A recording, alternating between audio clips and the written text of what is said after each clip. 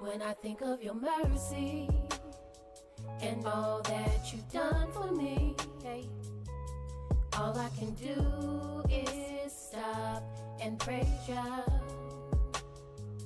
When I think of your mercy and all that you've done for me, all I can do is stop and praise ya, praise ya, praise ya. We really gotta stop, like praise ya. Stop and praise the ancient of days. Teary-eyed and with a smiling face, the praise you gave was already ordained. Stop and praise for keeping you in your lane. Give a praise for breaking off them chains. Before you let somebody steal your praise, think about the spirit in which they came. Think about the energy they gave. Is it worth it? Nope, never, no way. Kingdom we broke into a praise dance. I praise y'all for D4 hug daps. Praise Yahweh for the congregation, and I praise him for the angels, the elders, and all their dedication. See this truth, it'll cut you, heal you, it'll make or break you. This is a spiritual walk, it's a spiritual ride. Just don't despise the chastisement when you get chastised. You a son, not a bastard, right? You gon' get chastised. It's a spiritual ride, just vibe. Yeah, just vibe. We gon' ride. All praises to the Most High. When I think of your mercy and all that you've done for me, all I can do is stop and praise ya. When I think of your mercy and all that you've done for me, all I can do is stop and praise ya, praise ya, praise ya. Mercy on you, mercy on me. They say the truth has set you free.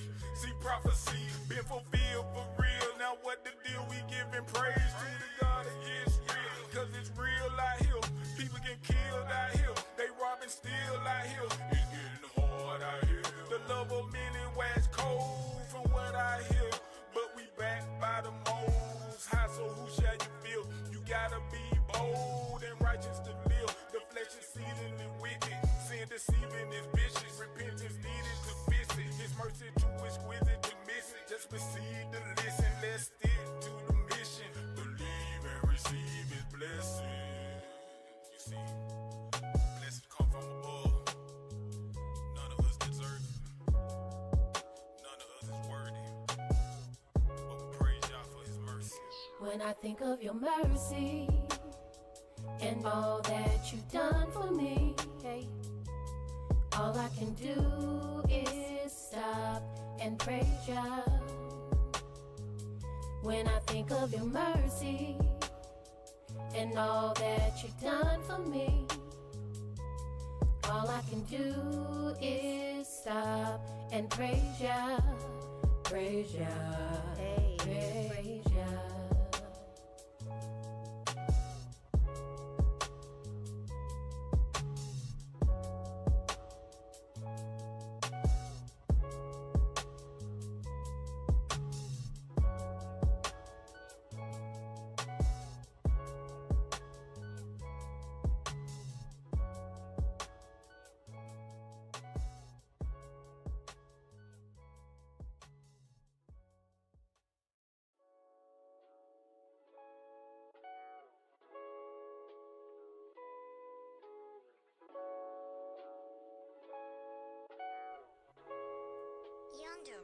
When I think of your mercy and all that you've done for me, all I can do is stop and praise ya. When I think of your mercy and all that you've done for me, all I can do is stop and praise ya, praise ya, praise ya. We really gotta stop, like praise ya. Stop and praise the ancient of days. Teary-eyed and with a smiling face, the praise you gave was already ordained. Stop and praise for keeping you in your lane. Give a praise for breaking off them chains. Before you let somebody steal your praise, think about the spirit in which they came. Think about the energy they gave. Is it worth it? Nope, never, no way. Kingdom we broke into a praise dance. I praise y'all for D4 hug daps. Praise Yahweh for the congregation, and I praise him for the angels, the elders, and all their dedication. See this truth, it'll cut you, heal you, it'll make or break you. It's a spiritual walk, it's a spiritual ride. Just don't despise the chastisement when you get chastised. You a son, not a bastard, right? You gon' get chastised. It's a spiritual ride. Just vibe. Yeah, just vibe. We gon' ride. All praises to the Most High. When I think of your mercy and all that you've done for me, hey, all I can do is stop and praise ya. When I think of your mercy and all that you've done for me, all I can do is stop and praise ya, praise ya, praise ya. Mercy, mercy on you, mercy, mercy on me. They say the truth has set you free. See prophecy been fulfilled for real. Now what the deal? We giving praise to the God of Yisrael, cause it's real out here. People get killed out here. They robbing still out here. It's getting hard out here. The love of many wax cold from what I hear. But we backed by the Most High, so who shall you feel? You gotta be bold and righteous to live. The flesh is seething wicked. Sin deceiving is vicious. Repentance needed to fix it. His mercy too exquisite to miss it. Just receive the listen. Let's stick to the mission. Believe and receive his blessing. You see, blessings come from above. None of us deserve it. None of us is worthy. But we praise y'all for his mercy. When I think of your mercy and all that you've done for me, hey, all I can do is stop and praise ya. When I think of your mercy and all that you've done for me, all I can do is stop and praise ya, praise ya, praise ya.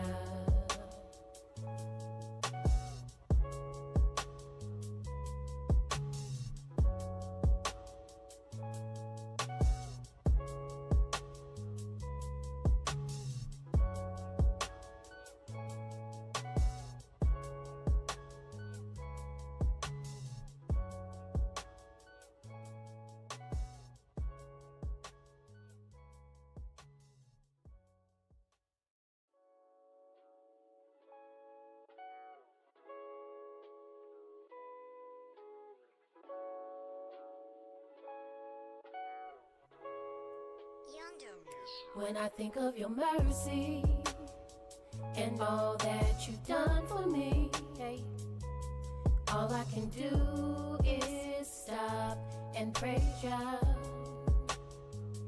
When I think of your mercy and all that you've done for me, all I can do is stop and praise ya, praise ya, praise ya. We really gotta stop like praise, yeah. Stop and praise the ancient of days. Teary-eyed and with a smiling face, the praise you gave was already ordained. Stop and praise for keeping you in your lane. Give a praise for breaking off them chains. Before you let somebody steal your praise, think about the spirit in which they came. Think about the energy they gave. Is it worth it? Nope, never, no way. Kingdom we broke into a praise dance. I praise y'all for D4 hug daps. Praise Yahweh for the congregation, and I praise him for the angels, the elders, and all their dedication. See this truth, it'll cut you, heal you, it'll make or break you. This is a spiritual walk, it's a spiritual ride. Just don't despise the chastisement when you get chastised. You a son, not a bastard, right? You gon' get chastised. It's a spiritual ride, just vibe. Yeah, just vibe. We gon' ride. All praises to the Most High. When I think of your mercy and all that you've done for me, hey, all I can do is stop and praise ya. When I think of your mercy and all that you've done for me, all I can do is stop and praise ya, praise ya, praise ya. Mercy, mercy on you, mercy, mercy on me. They say the truth has set you free. See prophecy been fulfilled for real. Now what the deal? We giving praise to the God of Yisrael.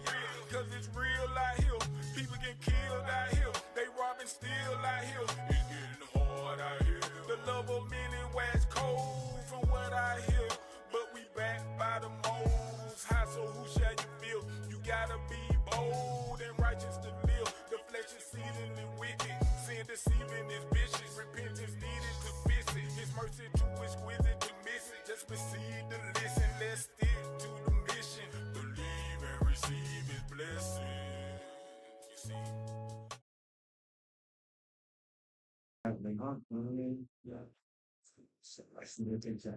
On Facebook, Shalom YouTube, welcome to our Prophecy Place.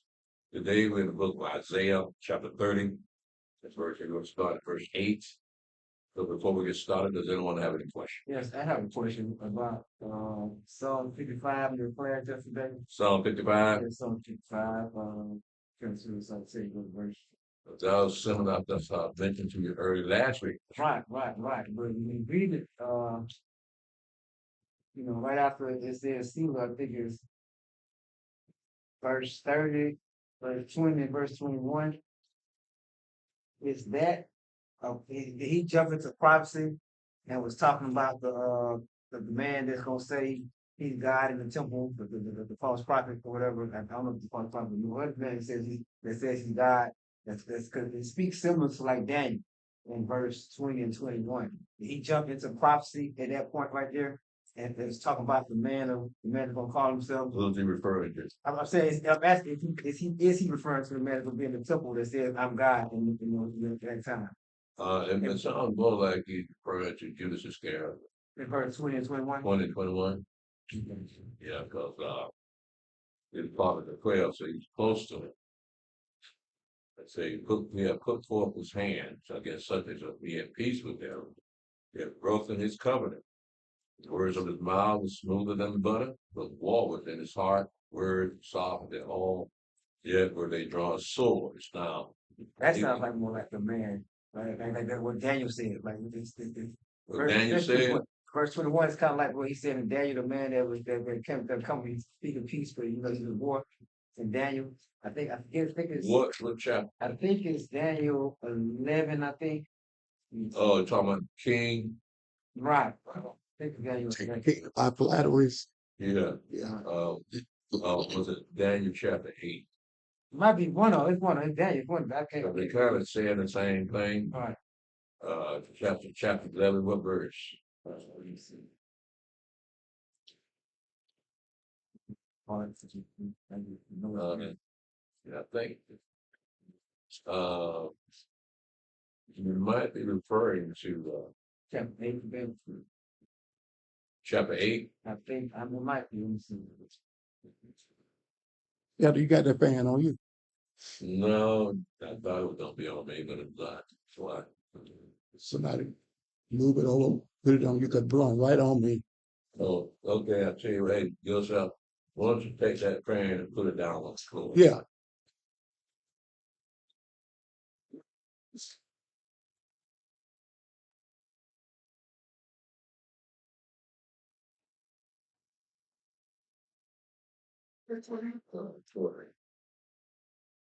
Right go this way, bro, and go back toward.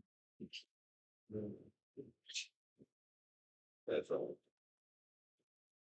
You all right, man? Oh, yeah. Did you find it? You gonna bless? I'm reading chapter 8. Chapter 8. It's verse 25. It said peace. It's not talking about his word. So I think it might be 11. Are you referring to maybe 23 to 25?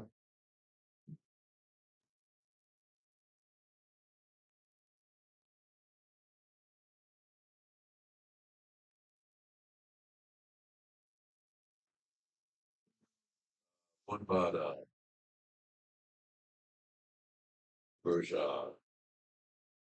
11 to 14?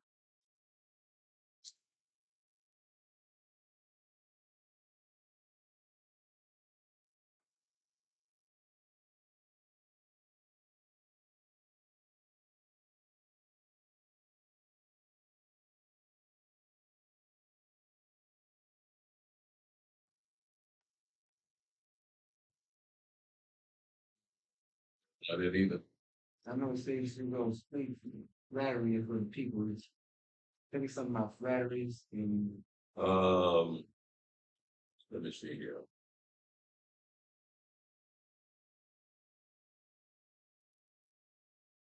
flattery, I think is one of the words. That's the key word. I think so. I think flattery is the key word. You think that got you? No, the verse flattery. Something. He talking what? He talking about 11, Daniel 11:21. Let's see here. I'll just in Daniel 11.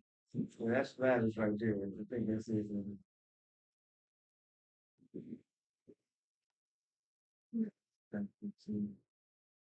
That one, 11 verse 21. Let's see.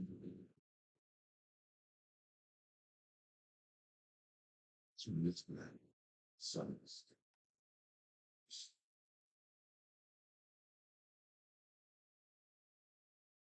You too? No, that's it.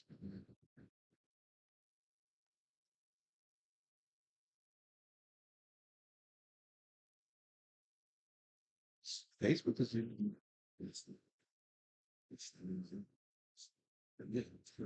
That's cool. I think that might be it. 11 to 21. Okay, well, all through chapter 11, we talk about the takeover of Greek Empire, the Medo Persian. Right. And it's over the different kings that came to reign over the empire when it was split up. And Alexander the Great, 4 generals, and these are their descendants. They even got Cleopatra up in here. Uh, did you know there was several Cleopatras? Yes. Yes. The one of Yeah. Now, it's easy to think that this is talking about Antiochus Epiphanes, the fourth, but that's more relevant to chapter verse 36 all the way to the end of that chapter. This is an operation of something similar. What he's doing here is something similar that's going to happen in the future. So this is prophesying about the one world order and that king that's going to rule over all nations, and especially over Jerusalem. Now, according to Daniel chapter 11, I'll pick this up. Let's see here. In verse 25, it says that he shall stir up his power and his courage against the king of the south with a great army, and the king of the south shall be stirred up to battle with a great, very great and mighty army, but he shall not stand, for they shall forecast devices against him. Yea, they that feed of the portion of his meat shall destroy him, his army shall overthrow, and many shall fall down, slain. And both these kings' hearts shall be to do mischief, they shall speak lies at one table, but it shall not prosper, but yet the end shall be at the time appointed. Then shall he return to his land with great riches, and his heart shall be against a holy covenant, and he shall do exploits and return to his own land. At the time appointed he shall return to come toward the south, that he shall not be as the former or as the latter. So when the south is something like Egypt, and he's going to try to conquer Egypt. But it says in verse 30, but for the ships of Chittim shall come against him, therefore he shall be grieved and return and have indignation against the holy covenant, so shall he do. He shall even return and have intelligence with them that forsake the holy covenant. Now the ships of Chittim, the ships of Greece, actually the Roman Empire coming on the scene. Right? So they basically taking over for the Greek Empire. What a war between Greek Empire and Roman Empire. This came in and took over. Now he's talking about those people that join him in the destruction of the ways of the Jews, forbidden circumcision and forbidden reading of the Torah. And so this is what's happening. Now this is going to kick off the Maccabean Wars, right? So it says here, verse 31, all shall stand on this part, they shall pollute the sanctuary of strength, He shall take away the daily sacrifice, shall place an abomination that make it desolate. You know, that sap, you know, and it's sacrifice, they force the sacrifice. And such as do wickedly against the covenant shall he corrupt by flatteries.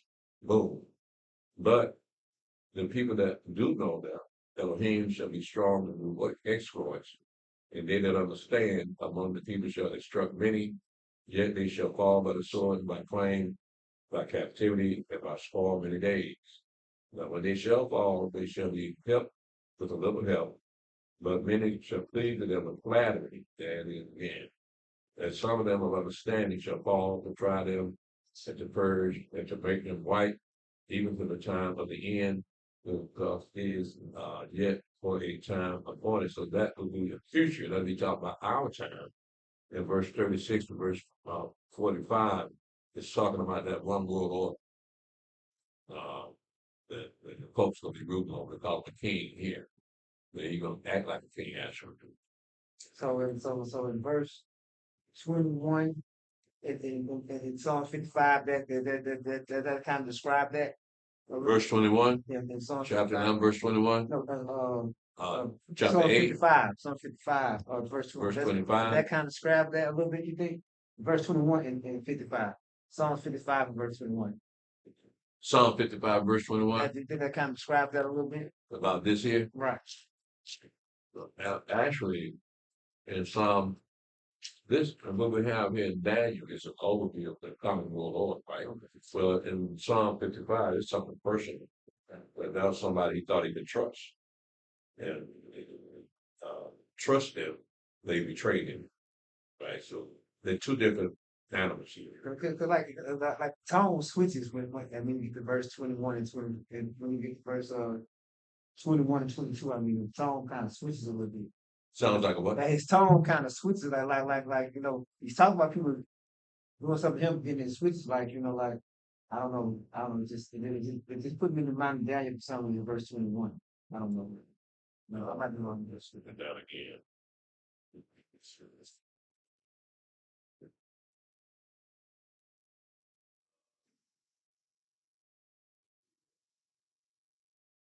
Verse 20, he had put forth his hand against such as be at peace with him. He had broken his covenant. The words of his mouth were smoother than butter, but war was in his heart. His words were softer than butter. Yet when they draw a sword, so you want to compare that to Daniel? It kind of puts me in the mind of that a little bit. That's kind of wrong, am I wrong? Well, if you want to put the mechanism of what is going on here from being a personal thing Right. to a prophetic thing, yeah, it's got the same pattern, right? But they're still talking about two different things. So it's kind of that's more personal. Yeah, well, you're gonna see patterns all through the scriptures. Some sound like they talk about the same thing. But we've got to be careful how we compare with something that's personal, this something that's prophetic. But this is one-on-one here, chapter 55. And Daniel's talking about something going to happen in the future, and the reason why it's going to happen. All right, so yeah, verse 20, 21 it's like he's talking with flattery. He's right about that. But the flattery we read about here in Daniel is talking about that king is going to deceive people with his flatteries. He's going to be deceiving the holy people. Right? So, yeah, when you talk about deception with flatteries, yeah, they talk about the same thing. So even 825, that's something that don't 825. that doesn't fit even 825. Daniel. Psalm Daniel chapter 825. Daniel 825. And through his policy, also he shall cause craft to prosper in his hand, and he shall magnify himself in his heart, and by peace shall destroy many. He shall also stand up against the prince of princes, but he shall be broken without hand. Now, look at what he's saying here in verse 25. It says, and through his policy. Well, you look up that word policy, he's talking about his understanding and his wisdom. All right, that's the word policy means. Yet also he shall cause craft to prosper in his hand. So that craft would be treachery. So you look those words up, then you combine what they because these translated words, right? But that's why they have you look these words up, see what is he really talking about. So he's deceiving the people what he's saying here. And that king that's going to be over that one rule order, he's going to have the support of the whole earth, except for the children of Israel. Yeah, he's going to make war with saints. Okay. That's it. Does anyone else have any questions?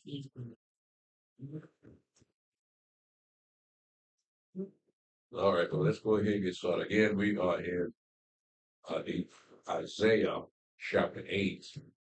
And I'm not going to pick this up at verse 1, because again, that's more of a story. But That's Isaiah chapter 8. Chapter 30.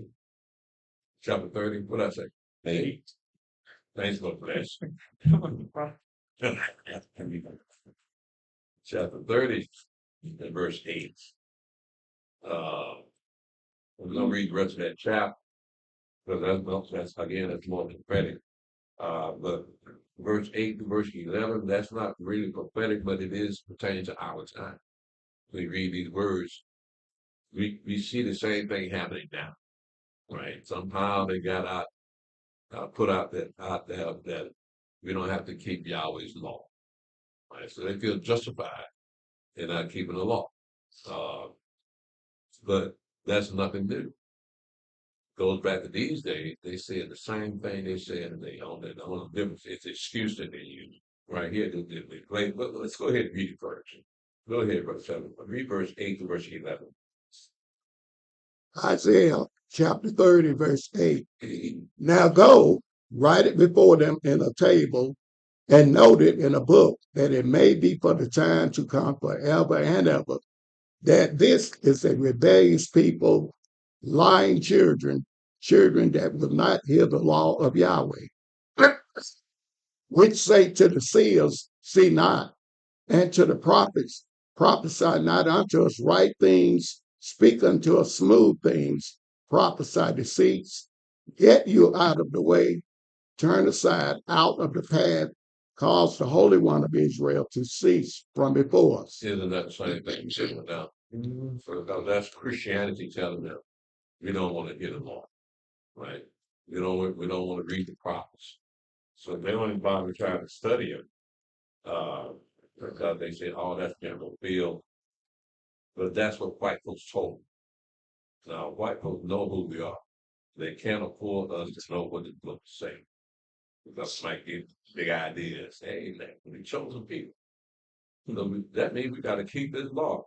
Well, it wasn't Yahweh's will that they did it at that time. They wanted them to go along with the game so they could survive being Christians. So now, in these days and time, Yahweh showing us, read these words again. Because Christians will not read these words. You'll never hear this word in these words in a Christian church. It doesn't work. It doesn't fit Christianity. Yeah. So is that part of the reason why they took Maccabees out? Because Maccabees it makes sense, it fits. But the Maccabees, you have a mind to stand up and fight back. You know what I mean? You get against your oppressors. So they definitely don't want even white Christians that couldn't read, they trick, you know what I mean, as well, and get Christianity to stand up and fight back for their rights. And Maccabees put you in a sense of, oh, you fight back against it. This ain't right, you know what I mean? This ain't gonna believe you're gonna fight against it. You know what I mean? They took that out for just the simple fact that you won't stand up against them. You won't have that, you won't have the Bible to help you, the spirit to say, okay, it's in the Bible. We can stand up and fight against this. You know what I mean? Instead, you just keep bowing down. Who took them out? Catholic Church. Right. Right. So therefore we came over here slave. Right. Right. So it's already gone before we got it. But nevertheless, the whole book doesn't have anything to do with Christianity. But they don't want to force that on the slaves because they know the slaves could read. Right. And that's all the slaves knew. That's what the white man taught them. What we got here now, y'all pour the spirit out on America. Letting the people know, read this book. Because it's all about you. You got nothing to do with Christianity whatsoever. And this actually points to Christianity. Verse 8 to verse 11. because they're saying the same words today. The justification is that they're Christians, so they're not under the law, they're under grace. All kinds of things that they hear Paul saying. Now, I understand that Paul was a Pharisee, and Paul knew the law. So why would he say that the law been done away with him being a Pharisee? But what they came to agreement in Acts chapter 15 about the Gentiles, they didn't have to get circumcised. All they had to do was stay away from idols and blood, food to strangle, No, he said they have and to keep Sabbath. fornication. Right, no, he said they have to keep Sabbath. That's all they had to do. Right? They don't even do that. So black people see them and y'all ain't doing nothing. Look, saying so, and y'all got all the goodies. So we want them goodies too. So we're gonna copy everything y'all do. And so yeah, they get goodies too. But then Satan tempt the Mashiach, say, "Oh, this has been given unto me, and I give it to whom I will, and I give it to you if you fall down and worship me. All shall be yours, fall down and worship me." Right? Well, that's what happened with Christians. They're worshiping Satan, and they're getting rewarded for Satan, for worshiping Satan. Uh, we got Kenneth Cole got his own airport at his house. And that's a Christian. But some people been starting to look at him and say, "This man don't look like he raptured right. The way he act, but got that money." You look at Creflo. There was somebody come to town. They got to go see Creflo. So these are big time Christians, prosperity preachers. And that's what the desperate people want to hear, how to make money. So what it shows is black people have always been a desperate people, and they will always be a desperate people, not content with what they already had. But that desperation did not come until they tried to integrate. They saw how the white folks went. Said, "We want that too. We'll do anything to be like y'all white people." Here we go. But that had to happen too, so we can look at this and say, "Hey, that's y'all. Y'all doing this." So Yahweh didn't show this book to everybody. He's only showing it to a select few. So we are of that select few. And I don't recall even any other Hebrew Israelites reading this either. Have y'all heard them read Nope. about this? Talk about it on Facebook or YouTube? What's that? These verses we just read here about them not wanting to keep the law. Nah, they mostly just on the corner just acting up. Huh? I said, nah, they mostly on the corner just acting up. They say a few verses and that's about it. Yeah, you kind of wonder what's going on with these Christian churches, man. We got sodomite Christian pastors. So let that Version of the church. all right. I tell you all the time, it's a spirit of perversion in churches. The churches have a spirit of perversion, and Yeah, it's getting worse and worse. yeah, they got, I guess it goes to that doctrine that God loves everybody. So yeah, and that come as you are. That's right. Yeah. Yeah, and that's come from the flesh, come from the spirit. You're not gonna know anything about the spirit unless you read about the spirit in the book. But the book wasn't written about ordinary men. It was extraordinary men. And you can see Yahweh working through these men, putting these words down. Then Yahweh observe these words and stutter, stammering lips in another tongue. So we can understand it because he knew that one day we wouldn't speak Hebrew no more. Here we are, not knowing that we're Hebrews. Now we're reading the white man's language. And we can see that, yeah, this is us. This is us. Even though it's in another language, it's still us. Deuteronomy 28, that's us. All the curses, that's us. Right? So praise God that he chose a remnant to understand these words so we can govern ourselves accordingly. Because we don't want to end up like our father did. You know, Elder, it's like you say, you got Copeland and these mega preachers that has all these shiny things, but it says what the Jew require a sign, the Greeks seek knowledge. So we look at something. I go back to like growing up in Detroit. You look at the drug dealers and all that that got the big stuff, and you're like, man, they doing well. They doing wrong. Same thing with Christianity. You look at the shiny things they have, and they think, oh, God is blessing them, but they worship Satan indirectly. That's how good Satan is. Mhm. So yes, we look at things Yeah. and attribute that to success. Well, Christianity appeals to the emotions. Just read this book and go. Right? So you can't get emotional reading words. So that preacher got to be someone that can rile the people up, get them screaming and hollering, just pep rally. And that's what the people look for. Something to make them feel lifted up and uh, something that makes them think that this is all right. This is what God wants us to do. So they feel good about what they do, but it's not going to look. I mean, it was like that during the time of Paul. Remember what Paul said in Romans chapter 10? Said, I wish that all Israel should be saved, for they have a zeal of Elohim, but not according to knowledge. Right? So say the same thing about black people here, black Christians. They got a zeal of God, but they have no knowledge. So what are you doing? You don't even know nothing about your God. Only thing you know is what the white man taught you. So you want to feel like let white folks see you. You're so enthusiastic about their God that they can show white people how to be Christians. Who else does that? Those are Yahweh's people.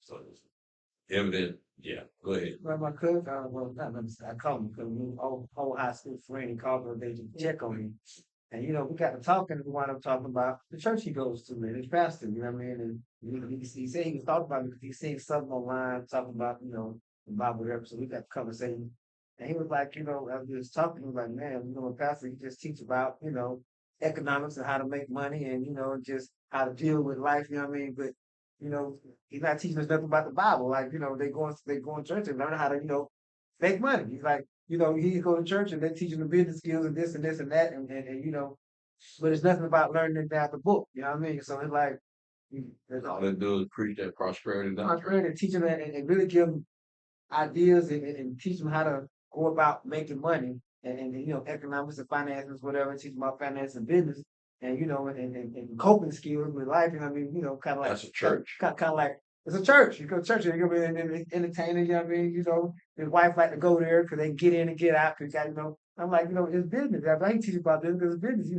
They got the first service, second service, third service, and everybody got to be out. You know what I mean? So they're like, you catch the spirit, he ain't gonna be able to talk because he got to get everybody out for the next service. So he collect them ties. He got them ties and things like that. You know what I mean? But the business of it, he was seeing that this is the business, but that's all they talk about in the church is business.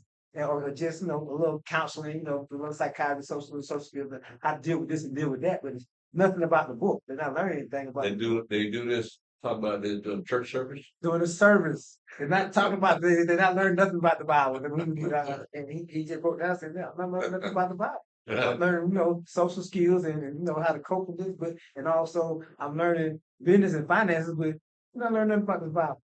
You know what I mean? And, he's like, man, but my wife, like I told you, got to count the cost, like, is that worth your family? I know you see family wife, your wife loves you. She get in, get out, you know what I mean? And doing love going, but you're not learning anything, you know what I mean? You're not learning anything about the Bible.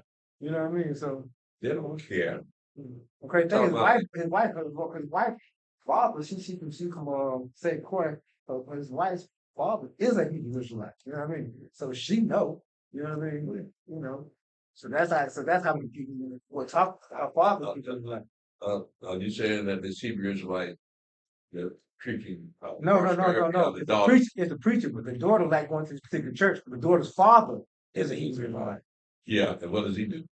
He's in New York. He's a Hebrew Israelite up there in New York. He got his own. He'll be part of the capital. So he ain't part of that prosperity. No, he's not part of the church at all. No, he is though. Church, they down here. Okay. They stay by flesh shows. He lose up. Yeah. Well, again, we're just not learning who we are. And so if you've got family members that you've been Christian all your life, teaching them how to be a good Christian, all of a sudden you change, well, that's going to throw them off. They're tripping off. Because they've been Christian, they don't know about Christianity, and all of a sudden you change, they ain't going to bother you. Right. So they're going to wire it in. And they grown, you know what I mean? So Yeah. Same thing how with Elder Simeon. and his children, are not able to send me, but Brother Cooley, and telling his son one thing, but all of a sudden he heard the truth. And he tried to tell his son, we supposed to be doing it this way, but his son will come around. So he teach him about Christianity all his life. If he can't stop. But all you do is talk to them, but they don't follow instructions. Can you blame him for it? I mean, can you say that it's Cooney's fault? Especially when Cooney, all of a sudden Cooney hears the truth and knows this is the truth and want to learn more, right? But his son is already wired in Christianity. So is he at fault? Oh, even before he was baptized, he didn't know no better. I mean, I know. it's his direction. He did it, but it's not necessarily his fault because he didn't know no better. You know what I mean? So what's going to happen to his son? Hopefully, pray for He's him going might to come face the home. same judgment that the rest of the Christians got to face. Yeah, but at least his father tried. That's right. He want to disobey his father, and nothing he can do about it. Man, wrong. I think he's in the service, eh? Coolest son? I think so. Yeah, I think he's in the service. So yeah, he see Yahweh wanted Cooley to hear this, but he didn't want his son to hear. Same thing with me and my family. Yahweh wanted me to hear this word, but he didn't want my father and my brother to hear it. So they died before I heard this word. Then with the internet, they pushing the more militant camps. The more you see is the more militant camps. They marching, they this, the more the militant camps. And you talk to something like I was at Walgreens, and the guy I guess he looked at me. He was talking to a lady, but I was trying to go something like, "Well, you didn't want to serve me or something like, was you a black Hebrew Israelite?" I said, "No, I'm a Jew." I said, "No, I'm a Jew. Black is a color. Hebrews, that's a nation of people. Black is a color, not a color. We're people. You know what I mean?" But in their minds, it's like black people like violent. That's what's being pushed. You know what I mean? And then the other names being pushed by white people who know better. You know what I mean? That's being pushed. And so it's like that's all they see. And if you're a Christian and you docile and you peaceful and you want to be peaceful, you don't have nothing to do with all that military violence. I'm not trying to join the army. We can't be some scary people. Right. It was a video. The Purple Gang. Two of them got into a fight.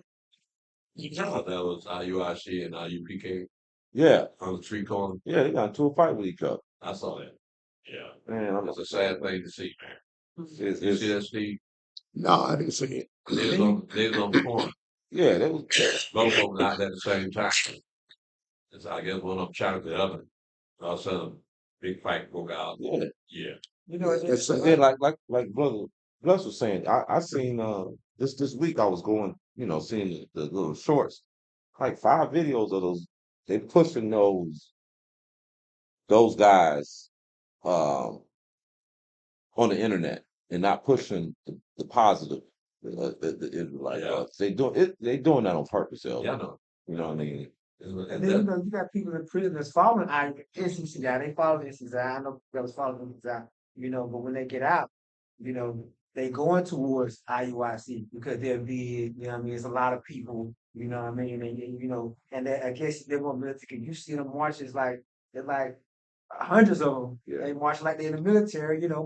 They shields and just different things they got going on. You know what I mean? But you coming out and they actually following you down road. They go both because both from internet, but then when they get out, they're going towards IOC because of the numbers and the Yeah. and it's just it's more comfortable because you cover this truth, the numbers. So it's just For the uninitiated, that is impressive right. because you haven't seen black people come together like that in years. Right. So all of a sudden, you got a whole bunch of brothers dressed the same way, basically marching in lockstep with each other. For the uninitiated, they were going to call that too. Right. But I don't know what their doctrine is.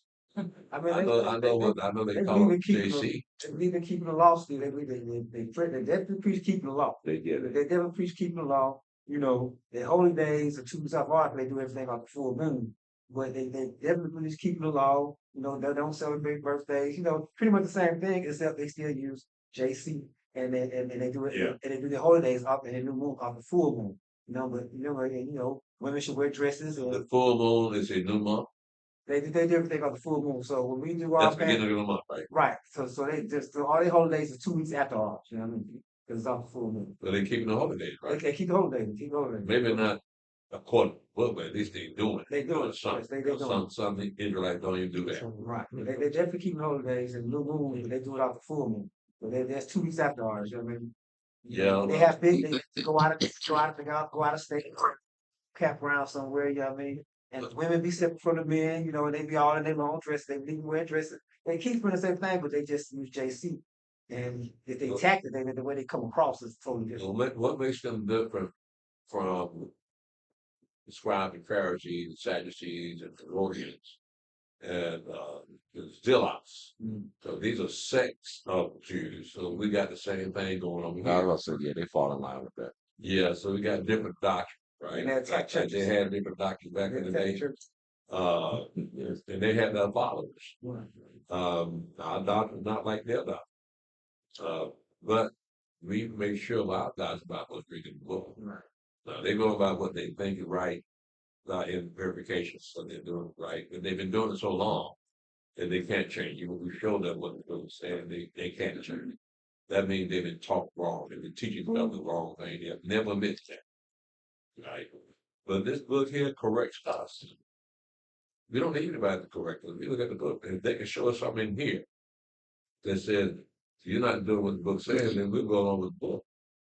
But we study the book thoroughly, especially when it comes to the holy days, so that our accuracy of the holy days is reflected in the yearly calendar.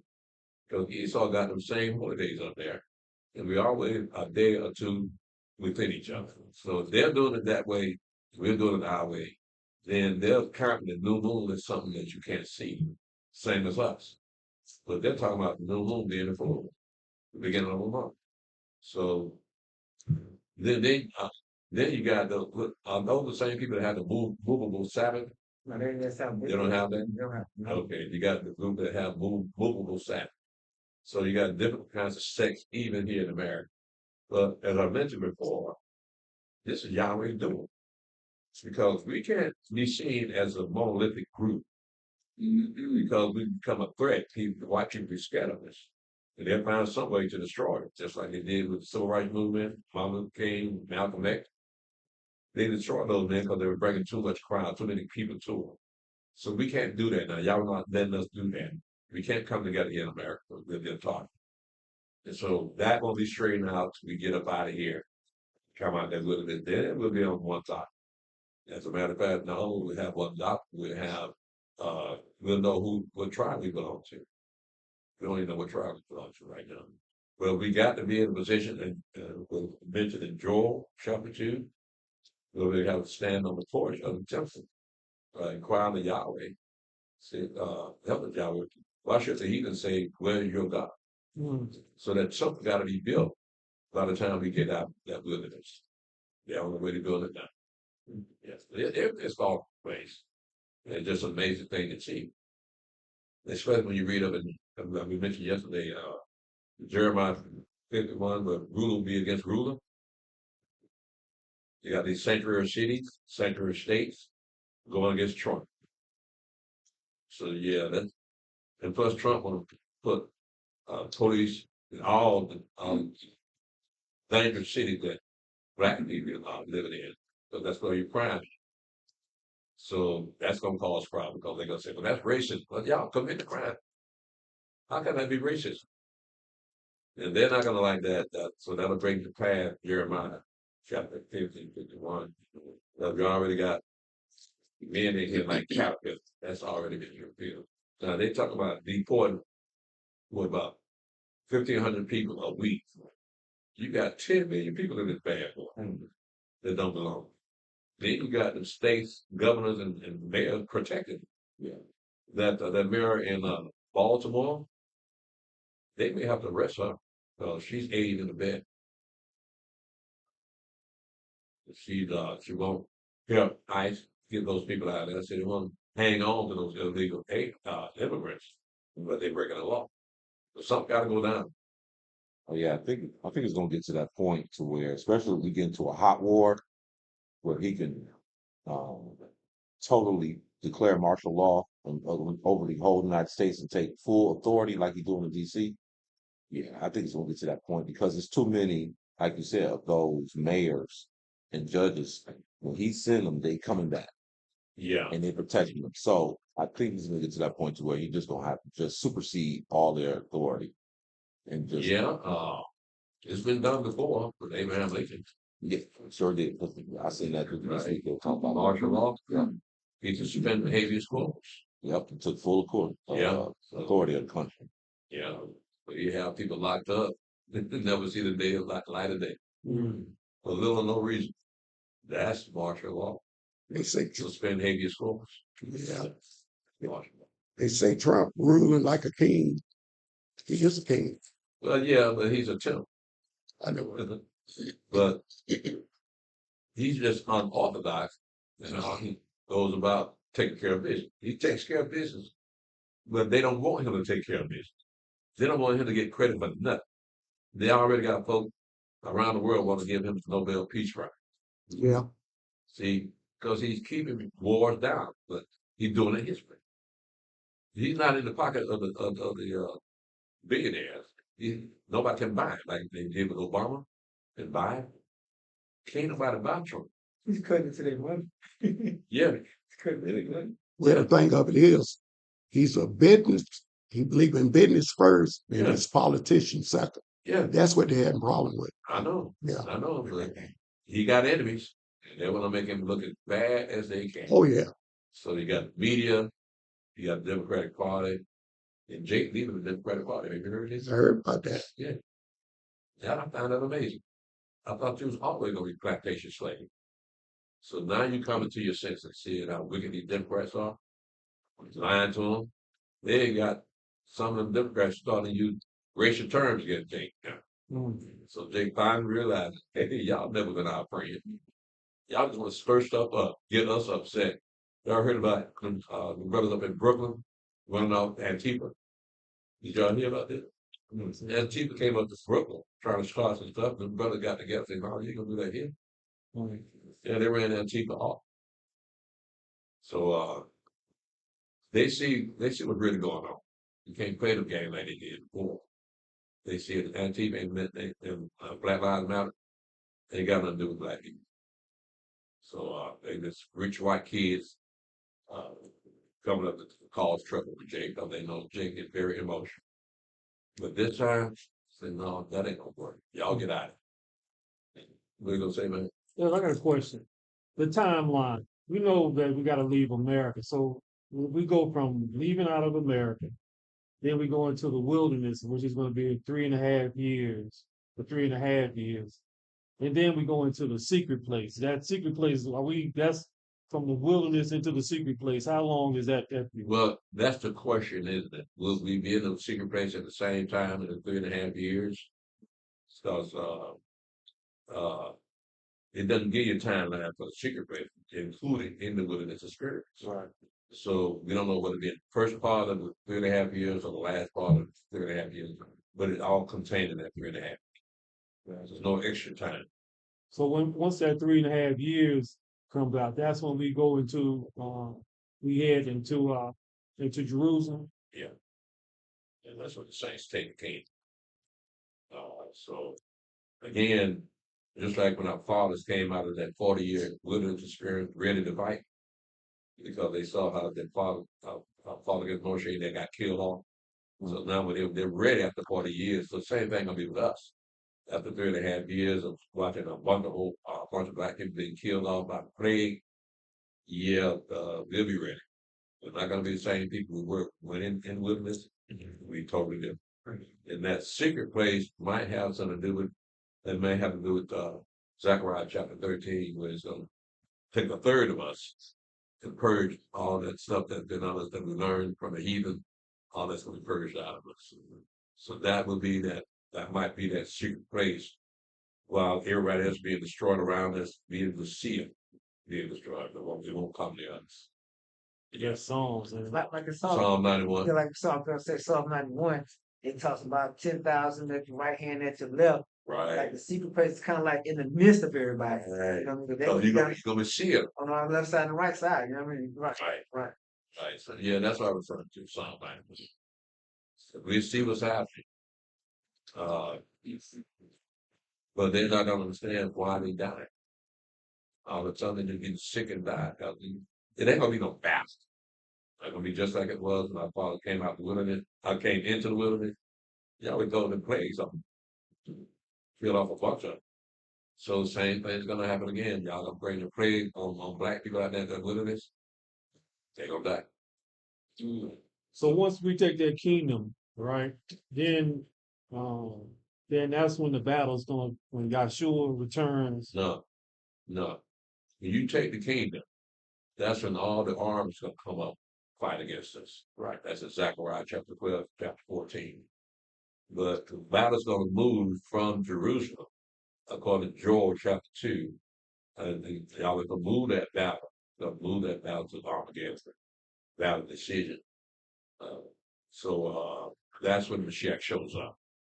And When they go Armageddon. to Armageddon, that's when he shows up with all the hosts of heaven and the resurrected David and the 144,000. Armageddon, that valley too, that also be called the Valley of Jehoshaphat as well. Yeah, that's the same thing. That'll be Armageddon. It's called by a different name. Yeah. Armageddon just comes from Armageddon. So that they anglicized that name, just call it Armageddon. Yeah. Nobody's picking up the name. It used to be called something else. But Megiddo was a place. Actually, it's in the land of Israel. So it's not going to be far from Jerusalem. I think it was about it's in the land of Judah. I think it might in the land of Benjamin and Judah. I think it's about 600 miles away or 60 miles away. I don't know if you're like 42 to 60 miles to the north. Right. Right. So yeah, it's not gonna be that far.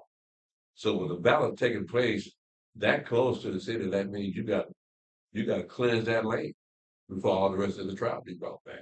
There's gonna be a lot of dead bodies. If the ground can't suck up all that blood, that's a lot of dead bodies. And then y'all gonna call all beasts of the field to come and eat these bodies because it's too many of them to bury. So the Messiah is gonna be here when we clean the land. Yeah. But the kingdom, the 1,000-year reign kingdom doesn't start until all the tribes come back into I would say so. When all the tribes are back, that's when the 1,000 years. right? Everything's cleaned up. The Mashiach finally sits on the throne. I believe that'll be the time for the countdown to 1,000 new stars. But for those of us that are part of that cleaning process that's in Jerusalem, that's in the land, you know, we'll still be learning from the Messiah at that time during those years of cleaning up. But we'll still be keeping the holy days. Right. And while cleaning up the land. He'll be with us, right? He'll be with us. And that temple got to be built too. Okay. Right? Because we can't use the temple that Esau built.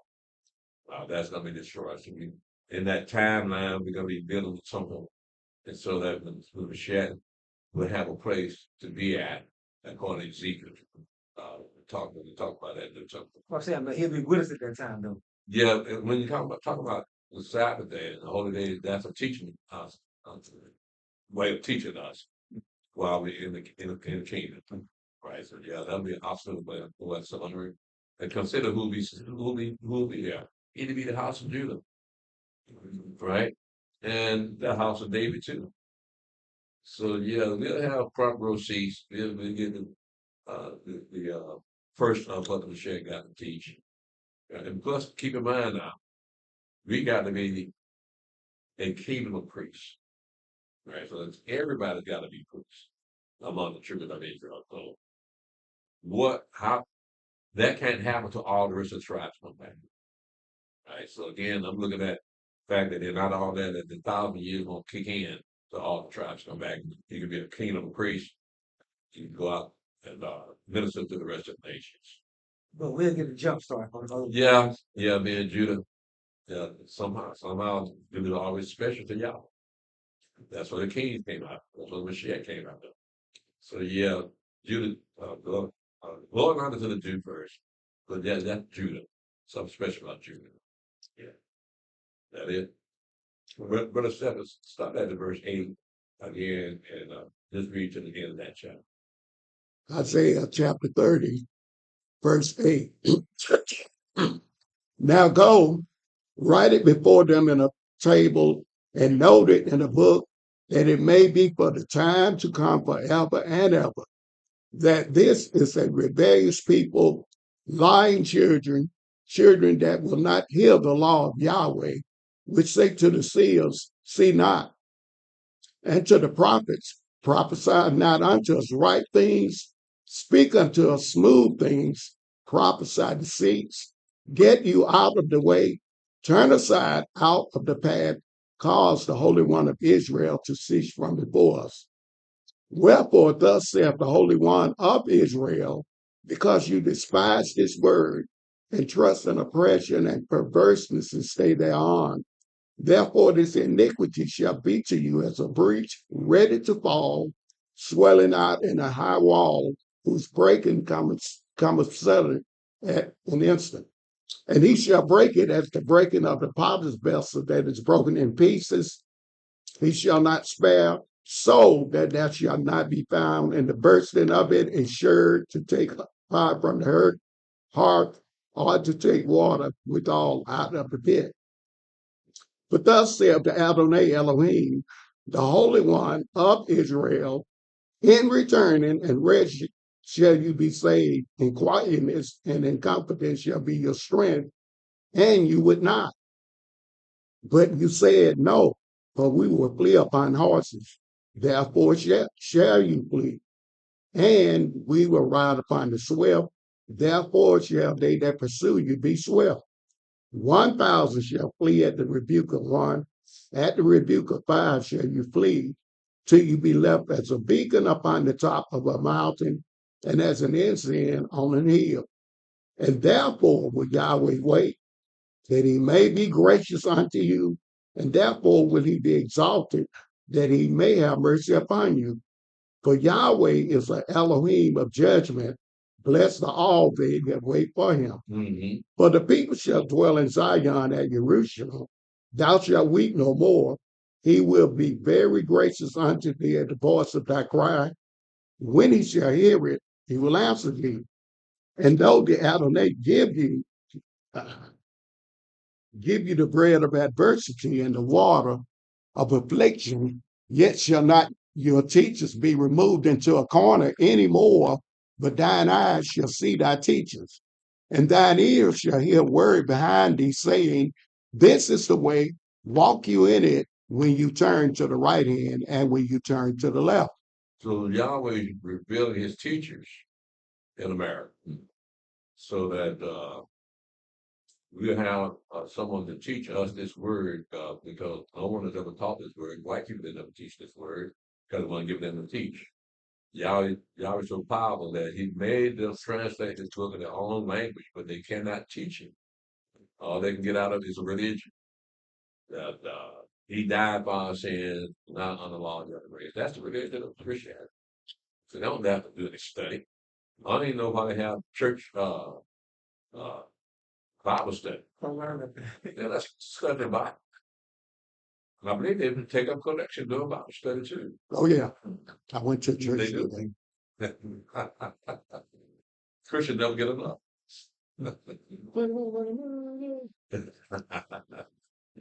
So yeah, this is talking about our time now, because y'all was showing us our teachers.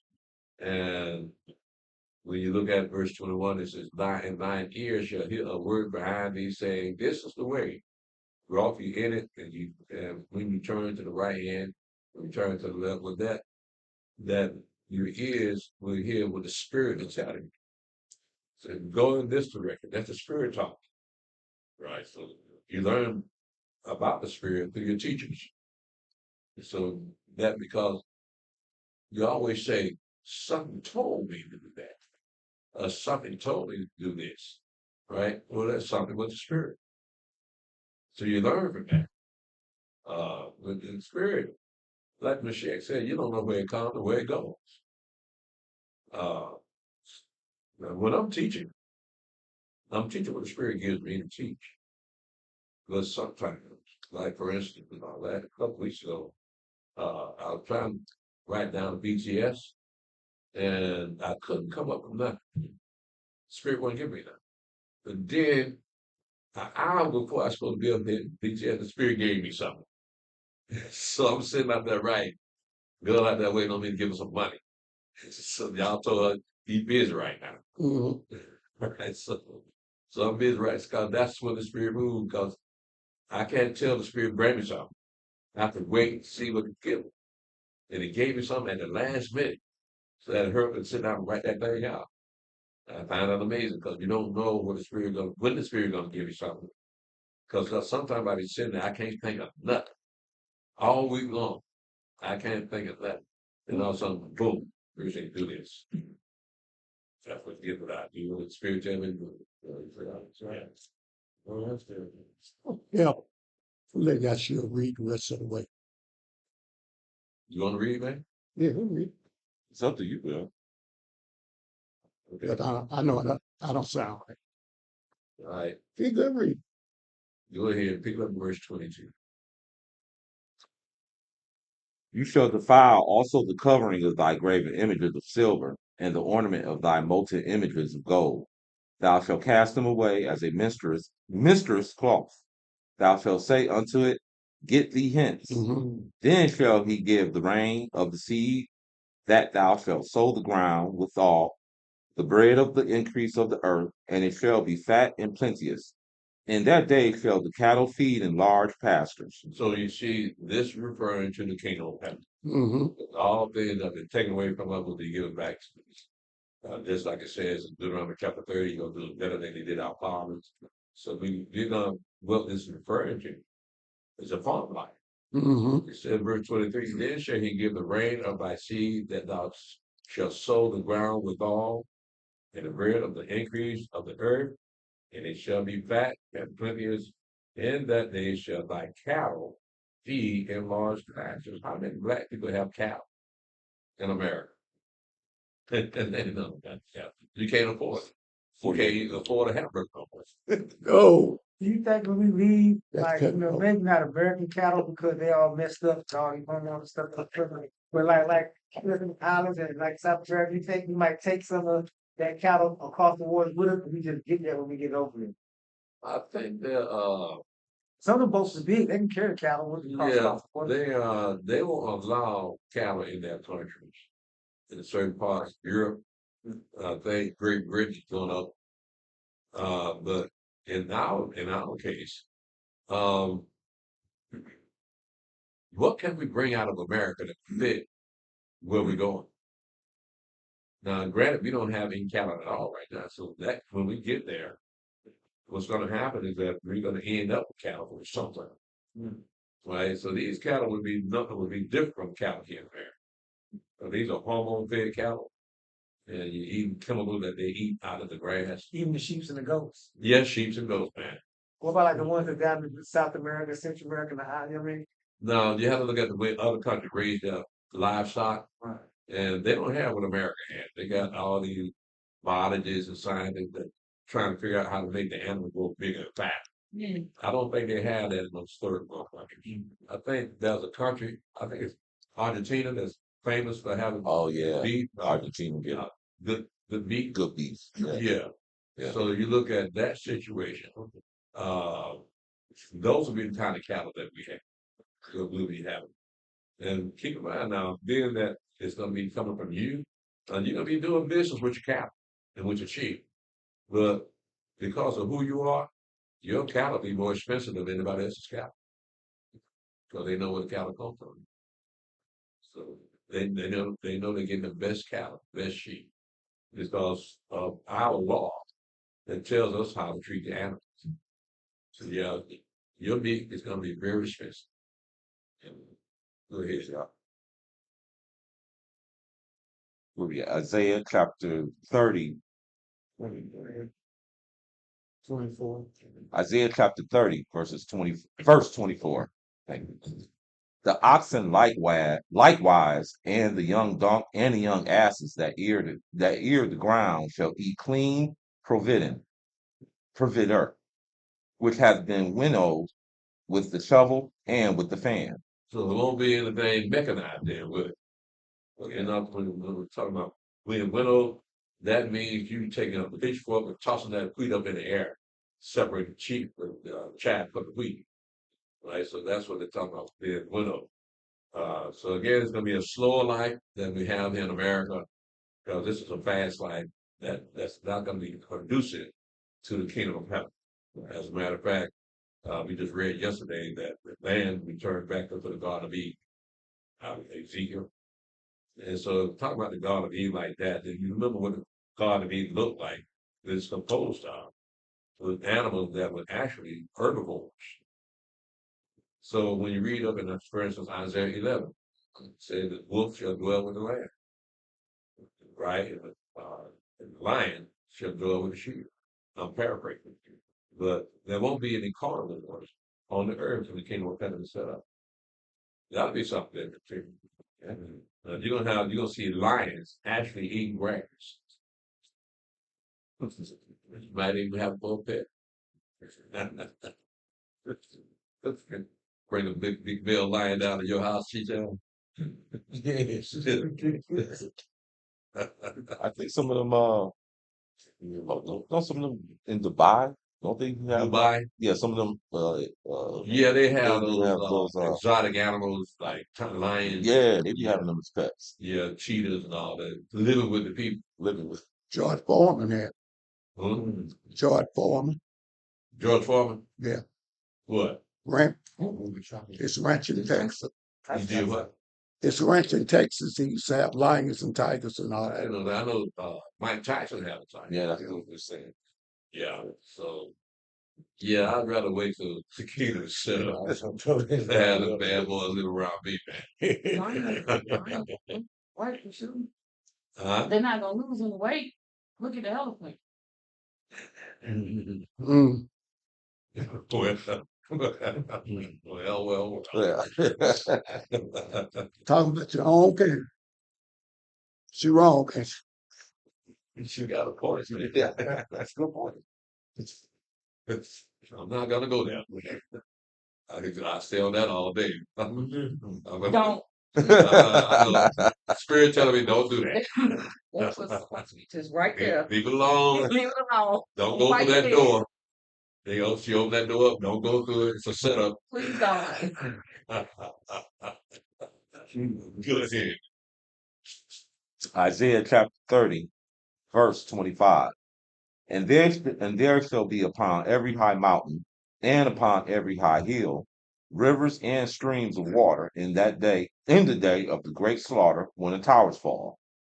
Moreover, the light of the moon shall be as the light of the sun, and the light of the sun shall be sevenfold, as the light of the 7 days. In that day Yahweh bindeth up the breach of his people, and healeth the stroke of their wounds. It's interesting the way that's been put in verse 26. It says, moreover, the light of the moon shall be as the light of the sun. And the light of the sun shall be sevenfold, which will be very, very hot, as the light of 7 days. In the day that Yahweh bindeth up the breach of his people and healeth the stroke of their wounds. So we know that he cauterizes a wound. Right. So that is what it's referring to, that to show you that we will be healed from the breach that Yahweh put upon us. So much so that it'd be like the moon being like the sun being like that 7 days. That's all that heat. It's on that breach, so you'll be healed from it. Yeah. My Bible is referencing Revelation 16:8. 16 and 8. Yeah, 16:8, Revelation. Look, that's a vial being pulled out. But Right. It's talking about, it says the fourth angel poured out his vial upon the sun, and power was given unto him to scorch men with fire. That is a right. It's not for our benefit, right? Because what they're saying is that this is part of what's going to come upon that one world Lord. In verse 16, right before the vial blown up and trumpet blown, fire poured out. Well, that's the destruction of that one world Lord. But with this here, it's more symbolism than actuality. I'm dealing with Revelation 16. It's more symbolism to show you the sincerity of the healing of our people. Right. Go ahead, man. Isaiah chapter 30, verse 27. Behold, the name of Yahweh cometh from far, burning with his anger, and the burden thereof is heavy. His lips are full of indignation, and the tongue as a devouring fire, and his breath as an overflowing stream shall reach the midst of his neck, to sift the nations with the sieve of vanity, and there shall be a bridle of the jaws of the people, causing them to err. Now look at that in verse 28. It says, and his breath as an overflowing stream shall reach to the midst of the neck, to sift the nations with the seed of vanity, and there shall be a bridle in the jaws of the people, causing them to err. Everything is of Yahweh. Yahweh got to play. Yahweh set up. So they got to follow. So they got to follow through with what's written down in the book. They can't help it. Just like when Russia comes up to in Ezekiel 38 to attack us, well, Yahweh put a hook in their jaws, bring them down to be destroyed. So they can't help themselves. They got to follow through what it's just talking about. Yahweh orchestrating all of it. That's what's so beautiful about the word. He let us know, yeah, I'm responsible for all this. The battle that you're gonna be fighting, I'm the one set those battles up. And I'm the one that's gonna win those battles for you. And so it begs the question, what do you have to do with anything? Do you ever think of something on your own? No. You have to throw up your hand. Because if you come to the realization that Yahweh's in control of everything. Mm-hmm. And the nation don't know it, but Yahweh letting you know it, that I'm doing these to this nation. Why? So I can get the glory. Yeah. You ain't doing nothing. I'm getting this glory. I'm letting you know ahead of time this is what I'm going to do. I got it wrote down. And all kinds of things. So you ain't got no excuse for not seeing this. Go ahead, man. Isaiah chapter 30, verse 29. You shall have a song as in the night when a holy solemnity solemnity is kept, and gladness of heart, as when one goeth with a pipe to come out the mountain, come unto the mountain of Yahweh, to the mighty one of Israel. And Yahweh shall cause his glorious voice to be heard, and shall soothe the lightning down of his arm with the indignation of his anger, and with the flame of a firing, and with the flame of a devouring fire, with scattering and tempest and hailstones. This goes without saying who this arm is, right? You understand who this is talking about? It's talking about Mashiach. Mm-hmm. Yeah. Go ahead, man. Isaiah chapter 30, verse 31. For through the voice of Yahweh shall the Assyrian be beaten down with smote with rod, and in every place where the grounded staff shall pass, which Yahweh shall lay upon him, it shall be with tabrets and harps, and in the battles of shaking will he fight with it. For Tophet is ordained of old, yea, for the king it is prepared. He hath made it deep and large, the pile thereof is fire and much wood. The breath of Yahweh like a stream of brimstone doeth kindle it. Now you look at verse 31. It says, but through the voice of Yahweh shall the Assyrian be beat down, we smoke with the rod. Well, we know what happened with the Assyrian until the children of Israel, Lord came them out of the land, right? And they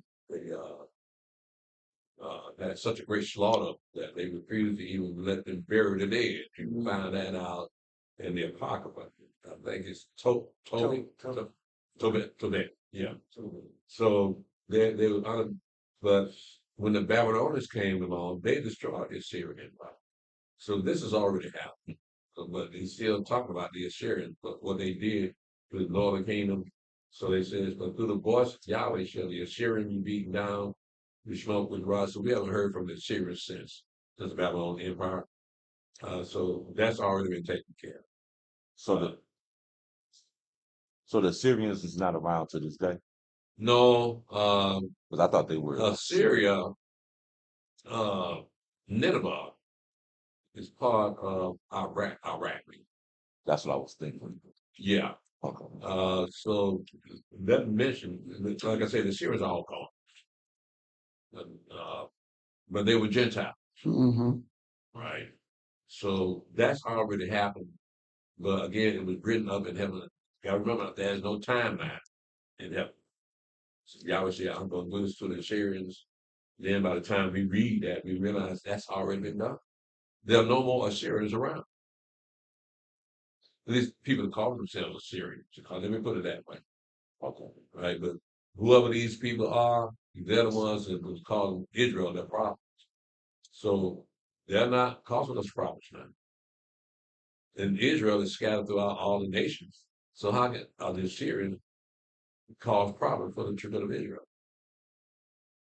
So this is had already happened. Okay. Under the Babylonian. Chapter 31. No, chapter 32. 32. Isaiah chapter 32, verse 1. Behold, a king shall reign in righteousness, and princes shall rule in judgment. And a man shall be, and a man shall, let me start over. And a man shall be as a hiding place from the wind, and a covert from the tempest, as rivers of water in a dry place, as the shadow of a great rock in a weary land. And in the eyes of them that shall see shall not be dim, and the ears of them that hear shall hearken. The heart also of the rash shall understand knowledge, and the tongue of the stammerers shall be ready to speak plainly. The vile person shall be no more called liberal, nor the cruel said to be bountiful. For the vile person will speak villainy, and his heart will work iniquity, to practice hypocrisy, and to utter error against Yahweh, to make empty the soul of the hunger, and he will cause the drink of the thirsty to fail. The instruments also of the churls are evil. His devious, he devises wicked devices to destroy the poor with lying words. Even the needy speaketh right. But the liberal devises liberal things, and the liberal things shall stand. Rise up, ye women that are at ease. Hear my voice, ye careless daughters. Give ear unto my speech. Many days and years shall you be troubled, ye careless women, for the vintage shall fail, the gathering shall not come. Tremble, you women that are at ease.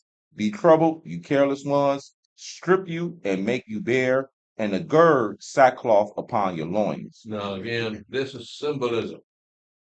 It's not actually talking about women. It's talking about his own people. All right. Go ahead, man. Isaiah chapter 32, verse 12. They shall lament for the teats, for the pleasant fields, for the fruitful vine. Upon the land of my people shall come up thorns and briars. Yea, upon all the houses of joy in the joyous cities. Because the places shall be forsaken, before the palaces shall be forsaken, the multitude of the cities shall be left, the forts and towers shall be for dens forever, a joy of wild asses, a pasture of flocks, until the Spirit be poured out upon us from on high, and the wilderness be a fruitful field, and the fruitful field be counted for a forest. Now, this is jump from one age to another. In verse 14, it says, because the palaces shall be forsaken, the multitude of the city shall be left, the forts and towers shall be for dens forever, a joy of wild asses, a pasture of flock, until the Spirit be poured upon us from on high, and the wilderness be a fruitful field, and the fruitful field be counted for a forest. So now let's talk about our time. Let's talk about the wilderness spirit. Go up in Isaiah 35, you see where the wilderness gonna blossom and bud, just cause we're there. Right? So it says here, until the Spirit be poured upon us from on high, and the wilderness be a fruitful field, and the fruitful field be counted for a fire. And then judgment shall dwell in the wilderness, and righteousness remain in the fruitful field. That judgment will be the 2/3 gonna be purged out through that wilderness. That'll be the judgment. That again, It says, then the judgment shall dwell in the wilderness, and righteousness remain in the fruitful field. That'll be that remnant, that third that comes out of that wilderness. It says, and the work of righteousness shall be peace, and the effect of righteousness, quietness, and assurance forever. So again, that is referring to our experience in the wilderness when the time for us going that wilderness. So this spirit that's being poured out in verse 15, that's not the same spirit that's being poured out in the kingdom of Elohim. That's a different spirit. The kingdom of Elohim? Yeah. No, it's not the same That's spirit. not the same spirit. Because when you're out there in that wilderness, the spirit with our father, when he went into the wilderness, they had the angels out there with him. So the same thing's gonna happen this time. We're gonna have angels out there, but that spirit gonna be poured out upon us that actually keep the law. So we'll be keeping that law while we're in the wilderness. We're obligated to keep it even then. So while we're in the wilderness, the land is turning back into the Garden even then. Well, when we're in the wilderness, yeah, it's gonna blossom and bud, like because we're there. Compared to what he's doing in Isaiah 55, comparing our experience with our father's experience, when they didn't have any water, they didn't have anything, no meat, they didn't have nothing. They complained and murmured all through that wilderness experience. Isaiah 55, you ain't gonna have a reason to complain. You have a reason to murmur because you're not gonna have anybody to murmur to. Well, let's should have gotten the cell phones on TV. Go through the new cell phone TV. That's why I see people die. I see a lot of them die because they ain't got no cell phones on TV. And they complain, we gotta sit here 3.5 years. 3.5 years, gotta be out here. You just gotta go like a year now. Why we gotta sit here for 3.5 years for? My life say crazy. Yeah, don't expect to have any technology out there. Right. So they'll leave that stuff here, and because they can call partner up. Say, where you at, man? So you tell people where you at. I'm in the secret place. Come on over. So you know how your folk are, man. You gotta love them, man. They ain't like nobody else on earth. Never have been. So never dull moment with Yahweh's people. And you just gotta stay out of the way. So go ahead, man. Pick it up at verse 18. 18. I was going to ask you that. Okay. Isaiah chapter 32, verse 18. And my people shall dwell in a peaceable habitation and in sure dwellings and in quiet resting places and in quiet resting places when it shall hail coming down on the forest and the city shall be low in a low place. Blessed are ye that sow beside all waters, that send forth thither the feet of the ox and the ass. In verse 19, verse 18 and 19, it says, my people shall dwell in a peaceful habitation, in the sure dwellings, and in quiet resting places. When it shall hail coming down from the forest, and the city shall be low in a low place. I don't recall seeing anything about a city in the wilderness. So I looked that word up, and that actually means encampment. That word city. So we would have encampments out there, but not a city, because it seems strange that you would have a city in the wilderness. Talk about an encampment. So we got to get that straight. So blessed are you that sow beside all waters, that send forth thither the feet of the ox and the ass. That'll be when you get back to the land, everything settled down, and you have your own farms. So what we're gonna have is more than what our father got. We know that animals need water, but they also need space. So when you get your home, you're gonna have a lot of farmland. And you got a lot of farmland, that means you gotta have some servants. They have to tend the land. And you're married, you're gonna have handmaids attend to your wife. And so it'll be like it was back in the day, because we don't know what it's like to have a servant for us. We've been the servants. Now we're gonna have servants. Servants. But we're gonna be nice servants, nice bosses. Mm-hmm. It ain't gonna be like our white folks where they treated us. It's not gonna be like that. That's a terrible thing, a terrible way to treat people, to dehumanize them. And that's what they did with our father. Yeah. Do we pay the servants? Yes. Okay. Well, not paid, but you take care of them. because they're gonna be living on your property. You have a servant quarters, right? And so they would have their portion. Now, you remember when We have to give them food, like give like eat extra food and stuff. We have to let them eat extra food and stuff. We just on that certain thing. We give them like, okay, here go a goat sheep for y'all to eat, whatever, and get some vegetables with y'all work. well, yeah, we Y'all get work. paid first. Yeah, because you're the head, you're the master. Mm. Uh, and then the servants, once we get through, then the servant can eat too. It's an order thing. See, y'all don't know because you haven't been serving all your life. So you don't know how this thing works. So you gotta be trained how to be masters. Look, I gotta train you how to be masters. See, our father already knew. So they had servants even when they was in Egypt. But they also had their own houses. And they had their own cattle and sheep. Right. So it's not like nothing they weren't used to. We ain't used to none of that. So you gotta get used to that. And you got 1,000 years to do it. So when our people wasn't before that next Pharaoh came and put that hard bondage on our people, how was the children of Israel living just like the Egyptians side by side? Yeah. No problems, no beef, no nothing. Well, we don't know that. All we know is when Moshe shows up, they're out there fighting already. So Okay. see what kind of people we are. Fighting amongst each other. We still slaves. We're slaves fighting against slaves. For what? Well, it's the same thing here. When it said like in Proverbs, the poor oppress the poor, something like paraphrasing. Yeah. So again, what we see black people doing, they got it honest. So when Yahweh introduced the children of Israel to us, he introduced Moshe, we introduced the children of Israel to us, and we see that they fought amongst themselves. But what's interesting, you don't hear them fight amongst themselves when they're in the wilderness. They all of them pissed off at Moshe, so they have time to be fighting among themselves. But no matter how many times Yahweh would plead with the children of Israel, they still murmured against Moshe. That is Yahweh's servant. You don't murmur against him. He chose Moshe. So if you got a problem with Moshe, that means you got a problem with Yahweh. So Moshe ain't did nothing about it. He just followed his instructions. Yahweh tell him go here, he go there. But the people couldn't see Yahweh, but they saw Moshe. It ain't gonna be like that this time. So who you gonna blame? We'll see. But they're gonna blame somebody. Find somebody. Yeah, 'cause ain't gonna be no fried chicken out there, man. You know, that's war.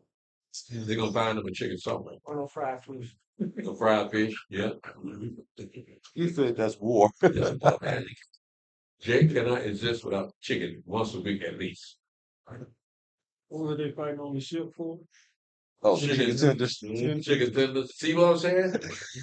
See what I'm saying? On the Carnival Cruise Line, they fight over chicken tenders. Damn. Security refused to go. They turn around. How do you blame it? When you fighting over chicken tenders, you don't want to get in that fight. You don't want to break that up. Just let them wear themselves out, then go back to their room. But Carnival Cruise just gonna have to put a sign saying no Negroes. Mhm. Yeah, no Negroes whatsoever. Please turn around, go to another ship. We don't want you here. You don't know how to act. Go ahead, man. Verse 33. Yeah. Isaiah chapter 33, verse 1. Woe to thee that spoileth, and thou wast not spoiled, Was not. and was not spoiled, Mhm. and dealt treacherously, and they dealt not treacherously with thee. Mhm. When thou shalt cease to spoil, thou shalt be spoiled, and when thou shalt make an end to deal treacherously, they shall deal treacherously with thee. Mhm. O Yahweh, be gracious unto us. We have waited for thee. Be thou their arm every morning, our salvation also in the time of trouble. At the noise of the tumult, the people fled, and no, at the lifting of thyself, the nations were scattered. And your spoil shall be gathered like the gathering of the caterpillar, as the running to and fro of locusts shall he run upon them. Yahweh is exalted, for he dwelleth on high. He hath He hath filled Zion with judgment and righteousness. Mhm. And wisdom and knowledge shall be the stability of thy times, and strength of salvation. The fear of Yahweh is his treasure. Behold, their valiant ones shall cry without, the ambassadors of peace shall weep bitterly. The highways lie waste, the wayfaring man ceaseth. He hath broken the covenant, he hath despised the cities, he regardeth no man. The earth mourneth and languisheth. Lebanon is ashamed and hewed down. Sharon is like a wilderness, and Bashan and Carmel shake off their fruits.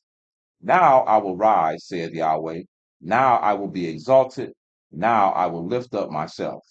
You shall conceive chaff. You shall break forth stubble. You shall bring forth stubble. Your breath as fire shall devour you, and the people shall be as the burning of lime. As thorns cut up shall they be burned in the fire. Hear, ye that are far off, what have I done? And ye that are near, acknowledge my might. The sinners in Zion are afraid. Fearfulness has surprised the hypocrites. Who among us shall dwell with devouring fire?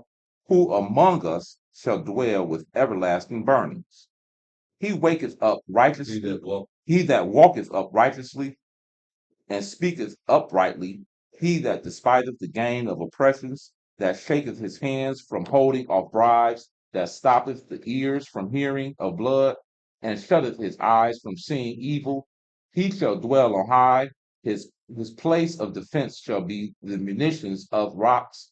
Bread shall be given him, his waters shall be sure. Thy eyes shall be the king of his beauty. They shall behold the land that is very far off. Thine heart shall meditate terror. Where is the scribe? Where is the receiver? Where is he that counteth the towers? Thou shalt see a fierce people. Thou shalt not see a fierce people, a people of deeper speech. Then thou canst perceive of a stammering tongue that thou canst not understand. Look upon Zion, the city of our solemnities. Thy eyes shall be Jerusalem, a quiet habitation, a tabernacle that shall not be taken down. Not one of the stakes thereof shall be removed, neither shall any of the cords thereof be broken.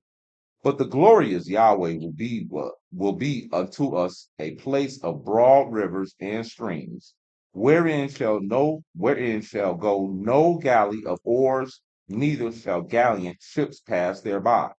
For Yahweh is our judge, Yahweh is our lawgiver, Yahweh is our king, he will save us.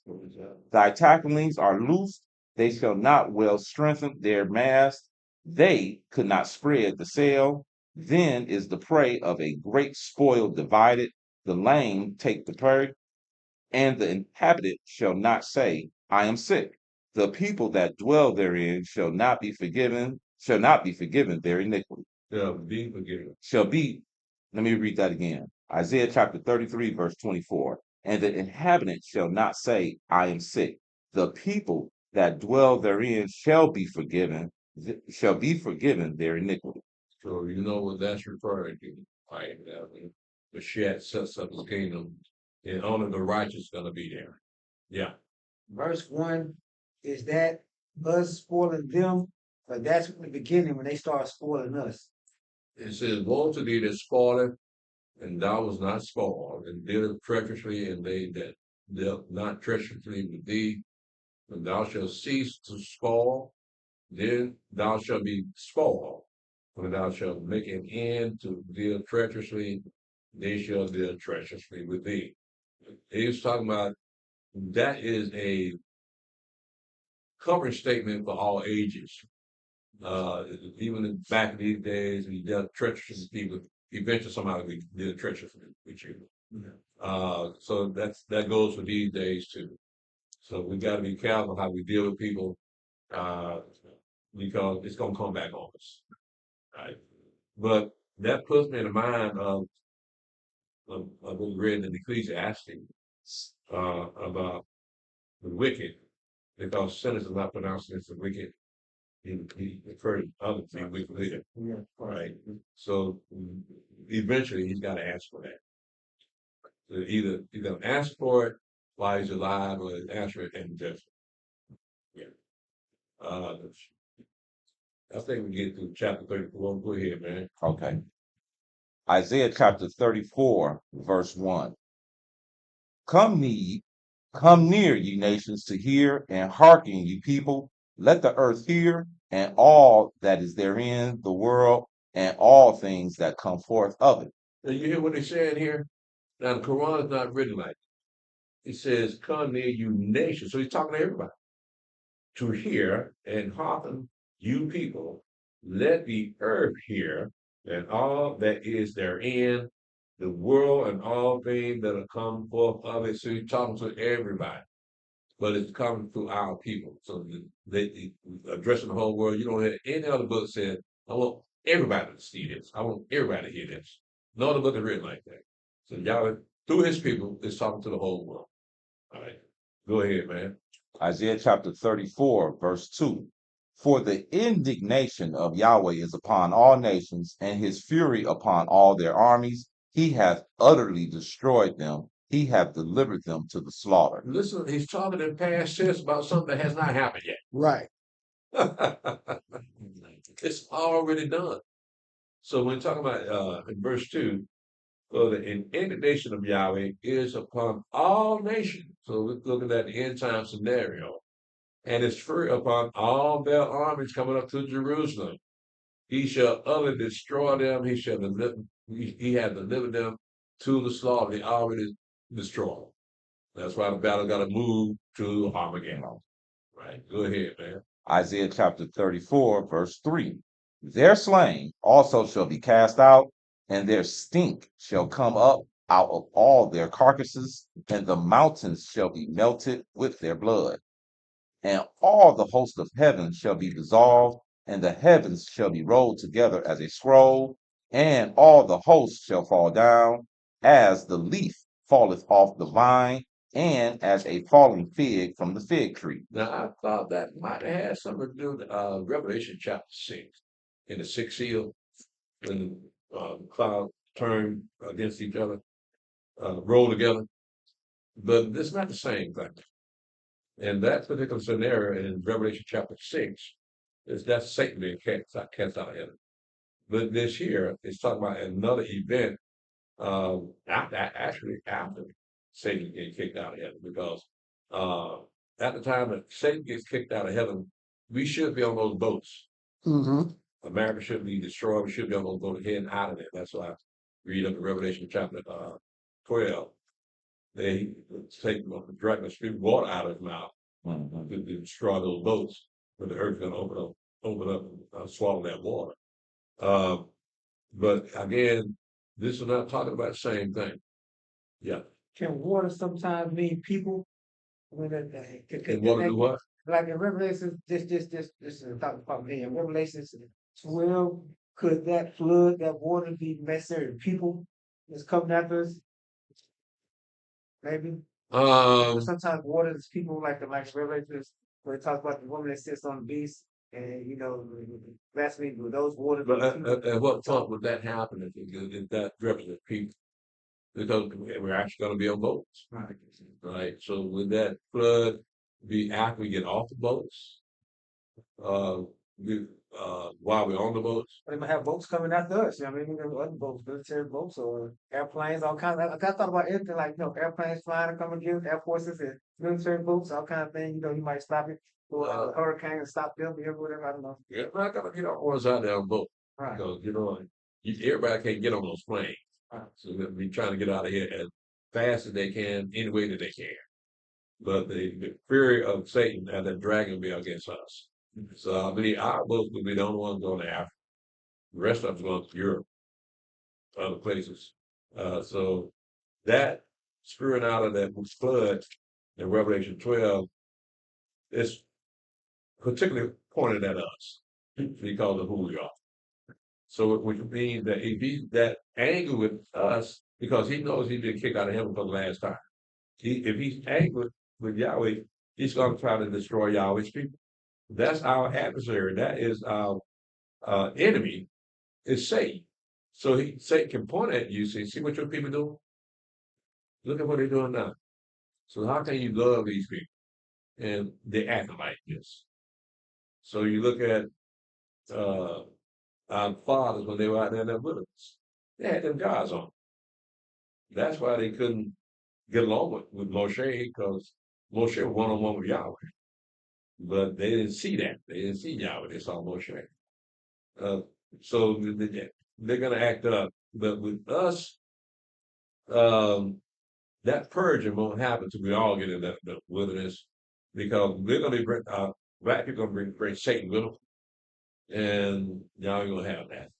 You got to mature. Yeah. Go ahead, man. Isaiah chapter 34, verse 5. For my sword shall be bathed in heaven. Behold, it shall come down upon Udemia and upon the people of my curse to judgment. The sword of Yahweh is filled with blood. It is made fat with fatness, and with the blood of lambs and goats, with the fat of the kidneys of rams. For Yahweh hath a sacrifice in Basra, and a great slaughter in the land of Udemia. And the wild oxes shall come down with them, and the bullocks with the bulls, and their land shall be of soaked, and their land shall be soaked with blood, and their dust made fat with fatness. For it is the day of Yahweh's vengeance, and the year of recompenses, for the controversy of Zion.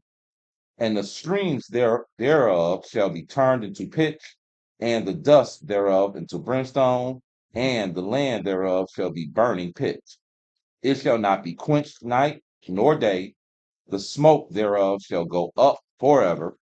For from generation to generation it shall lie waste. None shall pass through it forever and ever. So we're talking about Esau's land, right? Mm-hmm. That's where the lake of fire was start. So we see how close Esau's land is to our land, right across the river. So we'll be able to see what's going on in that lake of fire. That beast of the false prophet going in there. We'll be able to see them from our land. So that judgment of blood, that's gonna be the Messiah and us destroying Esau land. What that now? With that judgment of blood, that's gonna be the Messiah. What verse? Verse 6 Verse 6 and verse 5 and 6 actually. and verse 8. The sword of Yahweh is filled with blood. It is made fat with fatness, with the blood of lambs and goats, with the fat of the kidneys of ram. For Yahweh had a sacrifice of Basra and a great slaughter in the land of Idumea, Like right? Bob's gonna be the Messiah, but the rest of the movement, that's gonna be us. Basra, it's the capital, but once the capital of Edom. I'm saying, but like the Messiah, I think it's in Ezekiel when the Messiah comes and Oh, you're talking about in Isaiah 63? the Messiah, he can destroy the body. Yeah, he got to make that stop there. Right, but we gonna destroy the rest of the demon, right? Yeah. When he makes that stop, then he's gonna come out the sky with the rest of the host of heaven. But yeah, the blood is garment got the stain with blood, and that's what this is referring to. So Yahweh got a problem with Esau. Right? Jacob I love, Esau I hate. But in verse 5, is some of our people going to be destroyed with Esau? It said, "For my sword shall be bathed in heaven. Behold, it shall come down upon the Idumea and upon the people of my curse." Yeah, that some of us. Yeah. We got some of us already in the land now. Like Daniel. Yeah.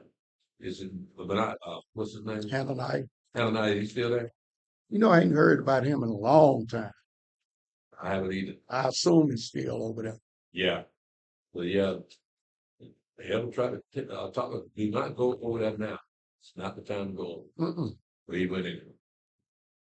Go ahead, man. Isaiah chapter 34, verse 11. But the cormorant and the bittern shall possess it. The owl, also the raven, shall dwell in it, and he shall stretch out upon it the line of confusion and the stones of emptiness. They shall call the nobles thereof to the kingdom, but none shall be there, and all her princes shall be nothing. And thorns shall come up in her palaces, nettles and brambles in the fortresses thereof, and it shall be a habitation of dragons and a court for owls. The wild beast of the desert shall also meet with the wild beasts of the island, and the satyr shall cry to his fellow.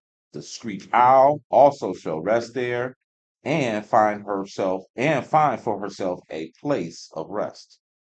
There shall the great owl make her nest and lay and hatch and gather under her shadow. There shall the vultures also be gathered, every one with her mate. Seek All you, these are unclean birds. Go ahead, man. seek you out the book of Yahweh and read. No one of these shall fail, none shall want her mate, for the mouth of it hath commanded, and his spirit it hath gathered them. And he hath cast the lot for them, and his hands hath divided it by them by line. They shall possess it forever, from generation to generation shall they dwell therein. All right. I'm going to stop right here. Appreciate Open that. for questions. Does anyone have any questions before we dismiss? It's more like straight That's all right. like, just reading this, it's like, in the All end this we was win. words. We got it, end game, we win, come out victorious, you just have to have faith in the process. But the process, you make you feel on one hand, you have to be kind of humble because you have to have faith in the process. But on the other hand, it's feel like you're just undefeatable. Like we can't be defeated. We can't nothing go wrong. We can't be defeated. We can't be wrong. We can't there's nothing we're like pretty much unstoppable in a way. But you still have to be humble because that faith in the process. You don't know how it's gonna go till it ends. You win. You know what I mean? Mhm. That's just what I see. Just read this chapter. In the end, we come out on top, the best, we victorious. But we just have to be humble and have faith in that process. You know? Yeah. Yeah, that's one of the problems our fathers had. They knew who they were, but they made them proud people. Kind of arrogant. Yeah, arrogant. Yeah, haughty. Yeah. You're supposed to be a servant. Servant never supposed to be proud and arrogant. And so that's what they missed. I mean, they were glad to be the chosen people, but they got a big head about it. So we learned from that. So we know we're the chosen people, but we got to keep that thing on the low level. We cannot walk around with a chest poked out. I'm a Jew. I'm an Israelite. Look at my friends. Isn't that what the scribes and Pharisees were doing in Matthew 23? They wanted people to recognize them, rabbi, right? So we can't be, Moshe said, don't y'all be like the people, right? So we got to learn from that, you ain't going to have that in the kingdom to come.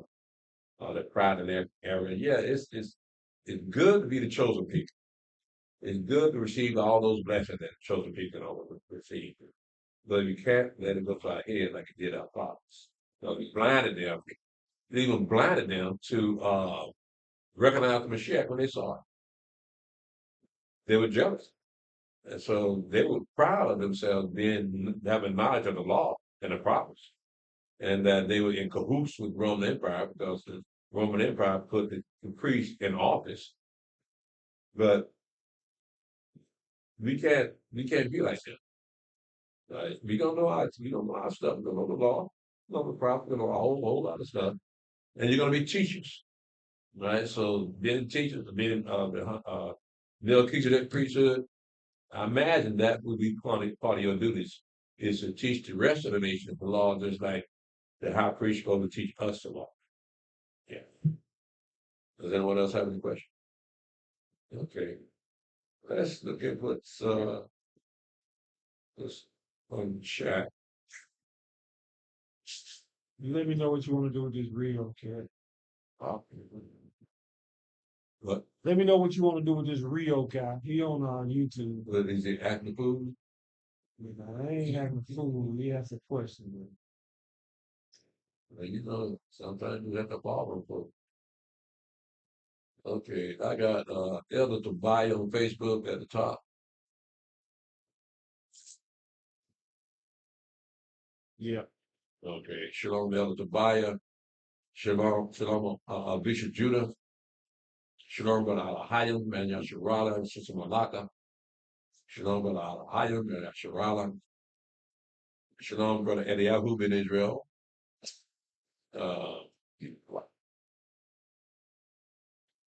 Shalom, Hanak ben Israel.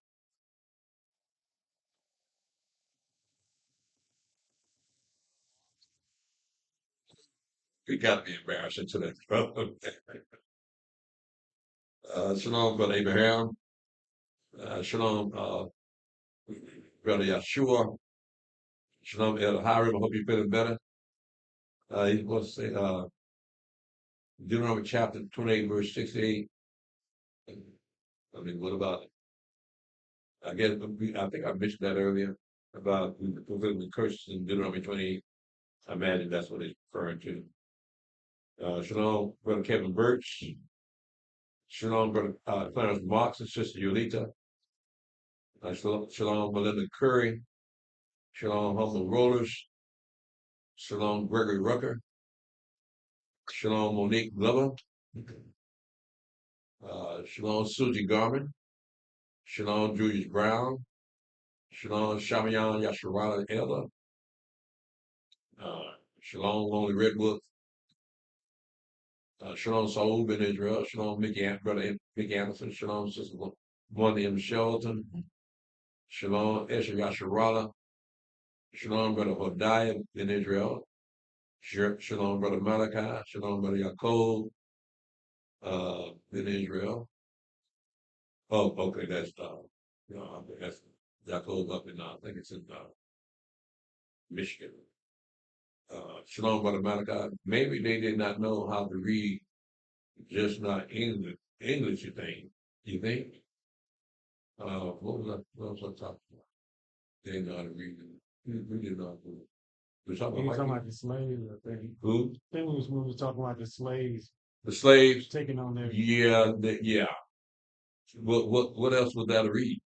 I mean, English was the only game in town where they were.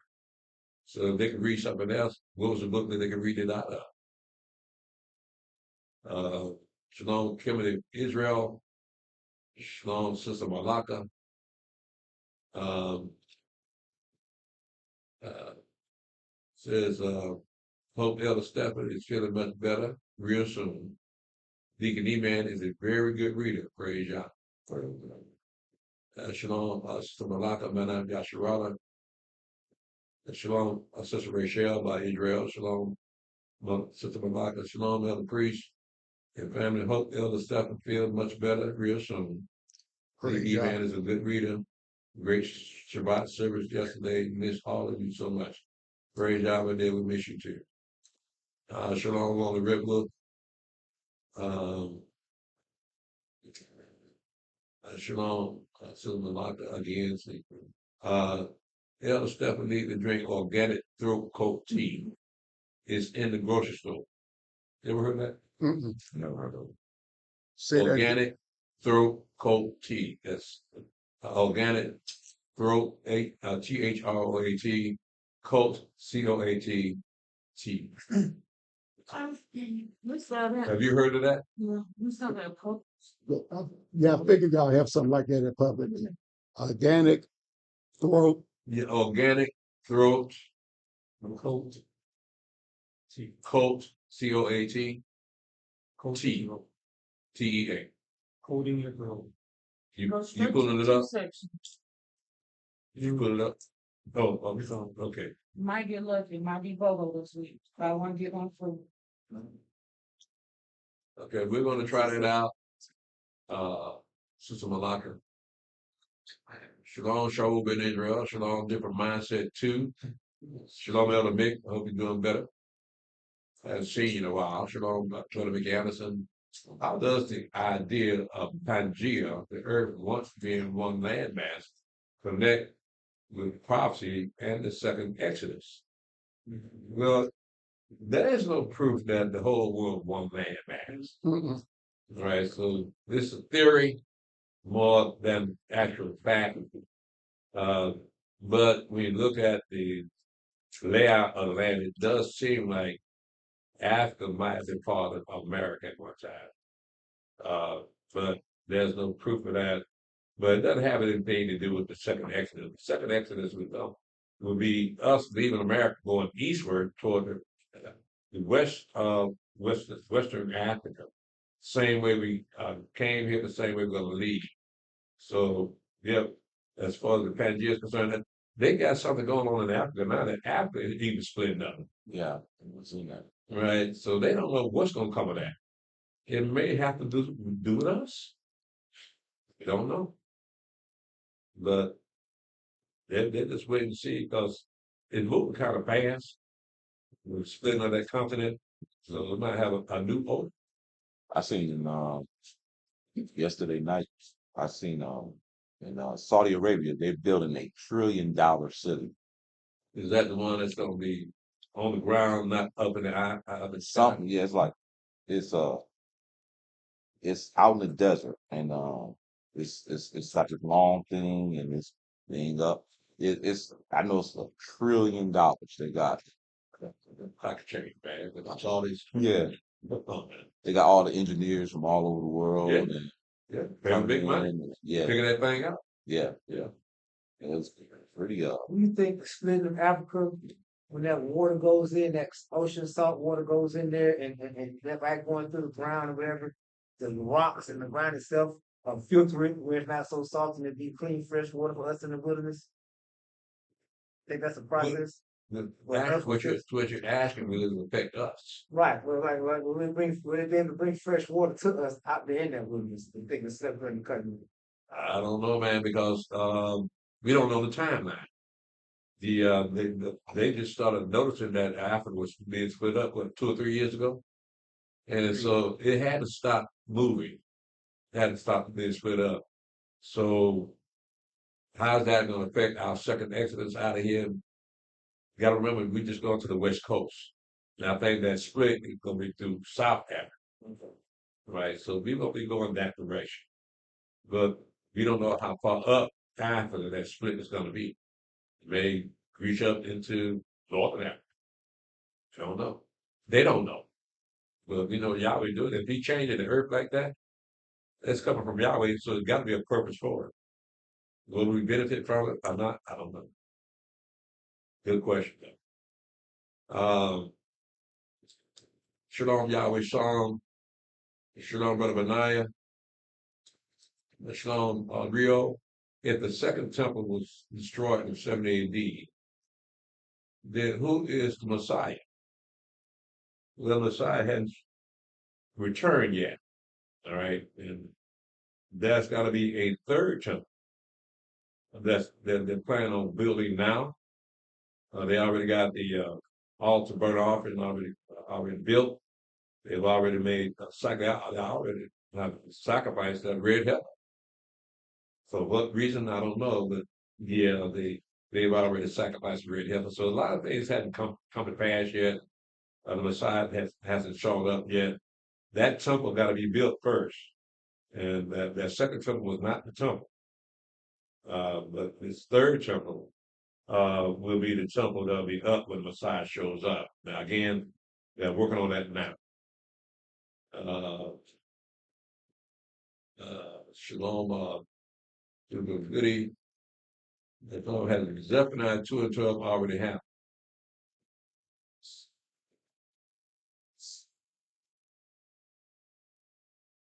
Let's see that 12. And you Ethiopians also, you shall be slain by my sword. No, that hadn't happened. You put that with Isaiah 45, and what you come out with basically the same thing, but look at what it says in Isaiah 45. Talking about the same Ethiopians. In Isaiah 45, verse 14, it says, thus saith Yahweh, the labor of Egypt and merchandise of Ethiopia and of the Sabaeans, men of stature, shall come over unto thee, and they shall be thine. They shall come after thee in chains, they shall come over, and they shall fall down unto thee, they shall make supplication unto thee, saying, Surely Elohim is in thee, and there is none else, there is no God. So that would be actually during the kingdom period when the Mashiach sets up on his throne, that they're going to treat the Ethiopian like they're slaves. Now it says here, you got to remember, in this particular chapter, chapter 2, look at what it says here. In verse 1, it says, Gather yourselves together, yea, gather together, O nation not desired, before the decree bring forth, before the day pass as the chaff, before the fierce anger of Yahweh come upon you, before the day of Yahweh's anger come upon you.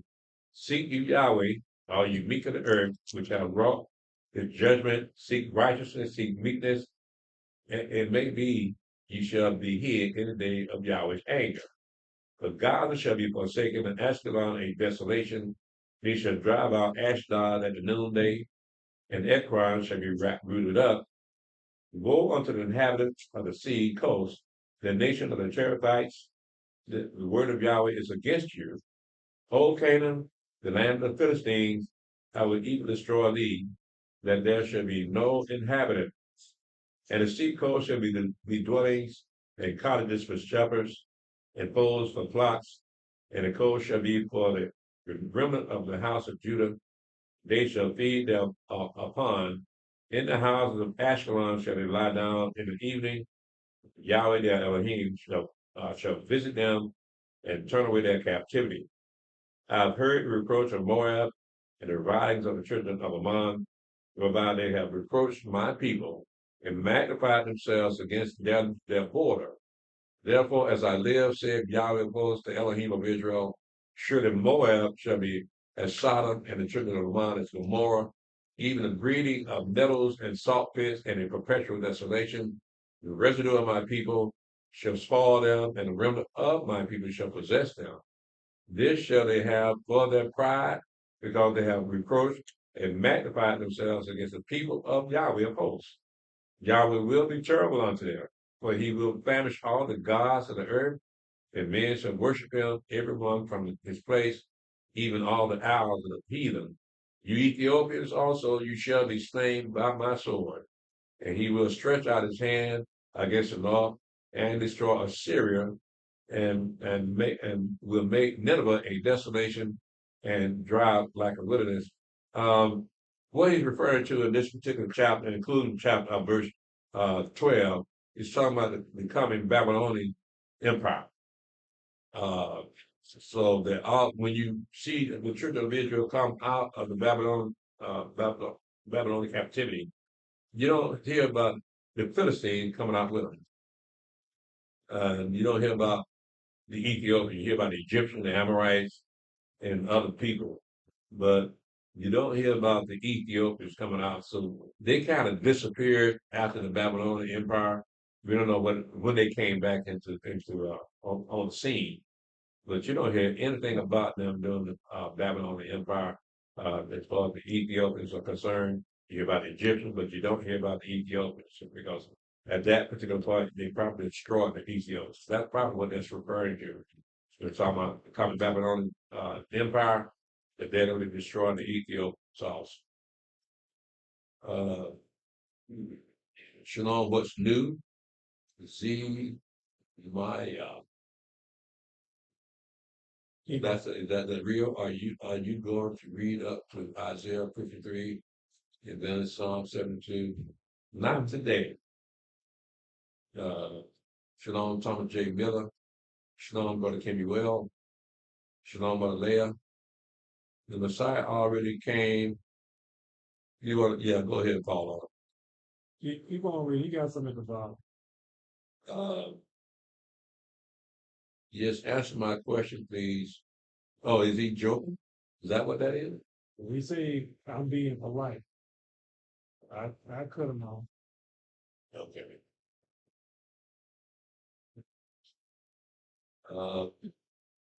Shalom, Roosevelt Petrie. Shalom, Tamika Whittiers. Shalom, Brother Malachi. I am here in Rosario, Mexico. I ran into some of them IURC brothers. They tried to drill me. I asked them one something about the second Exodus. They scatter. Yeah, they scatter like roaches. Okay. Uh, so imagine they don't talk about the second Exodus. Well, you got people that do music from IUIC. They talking about we got to lead, but you know what I mean. They got to leave. That we have that we leave in America. You know what I mean. That we leave them. I thought they wanted to stay here and take over America. It's not IUIC. It's other groups, but IUIC don't talk about taking over America.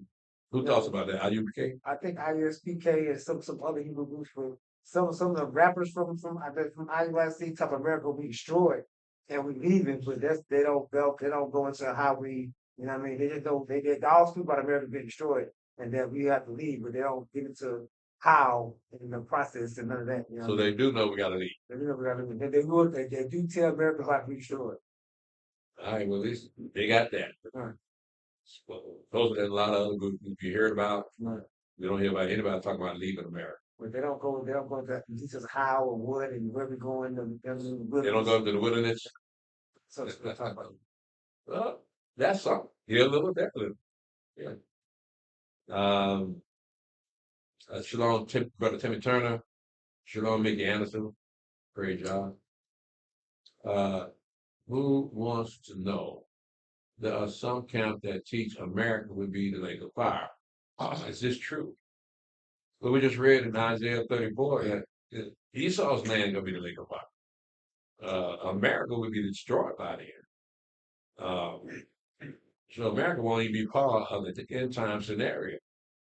These Christians over here in America will never see the Messiah while America is still standing. If they see the Messiah at all, it'll be from the land that they came from. And most of it in Europe. So that they'll probably see it then if it be Yah's will. But what I know about white Christians, they've read the book, they know not to take the name, number, mark of the beast. Right? Well, black folk, if they go there with the white folk, they're gonna be desperate. They always been a desperate people. So the beast gonna say, well, we'll give you free apartment, free food. Say, not you're shaking my salt. So they may take the name, number, mark of the beast, not knowing any better, because they're so busy going off to heaven. They don't even bother reading the book. So we just, and nothing you can do about that. They refuse to read, so Yahweh don't want them to read. So, I don't know. I didn't know that some camps are teaching that America be the lake of fire. And America be totally destroyed. It's going to be destroyed by Sodom and Gomorrah, according to Isaiah chapter 13 and Jeremiah chapter 51. So yeah, that's how America will be destroyed. The Sodom and Gomorrah did not come to the lake of fire. So America will not become the lake of fire. They're going to be destroyed like Sodom and Gomorrah. Again, the actual location of the lake of fire will be in Esau's land. When you go up into Malachi chapter 1, you read where Yahweh have indignation with Esau forever. So he doesn't like Esau at all, like people that he hates. So it just makes more sense for the lake of fire to start in his land. Okay, Key says sure will. I don't know what it means by that. I don't have anything else after Key. Okay, I'm gonna go ahead and shut it down. Facebook, YouTube. Give you 5 seconds to type in another questions before I shut it down. 5, 4, 3, 2, 1. All right. Oh, that's Israel. Shalom, brother Israel. Great job. And we got in under the wire. Let's go ahead. Thank you again, brother Israel. Thank you everybody for your comments. Oh man, here they come now. May Yah heal your infirmities in Romans 12, 1 and 2. Speak of being acceptable. Is this the same acceptable request that was asked of Yahshua to Cain in Genesis 47? What makes you think that was Yahshua? Yahshua hadn't been born yet. So you got that kind of backwards in Romans 12 and 12. 12 and 1 and 2, I mean.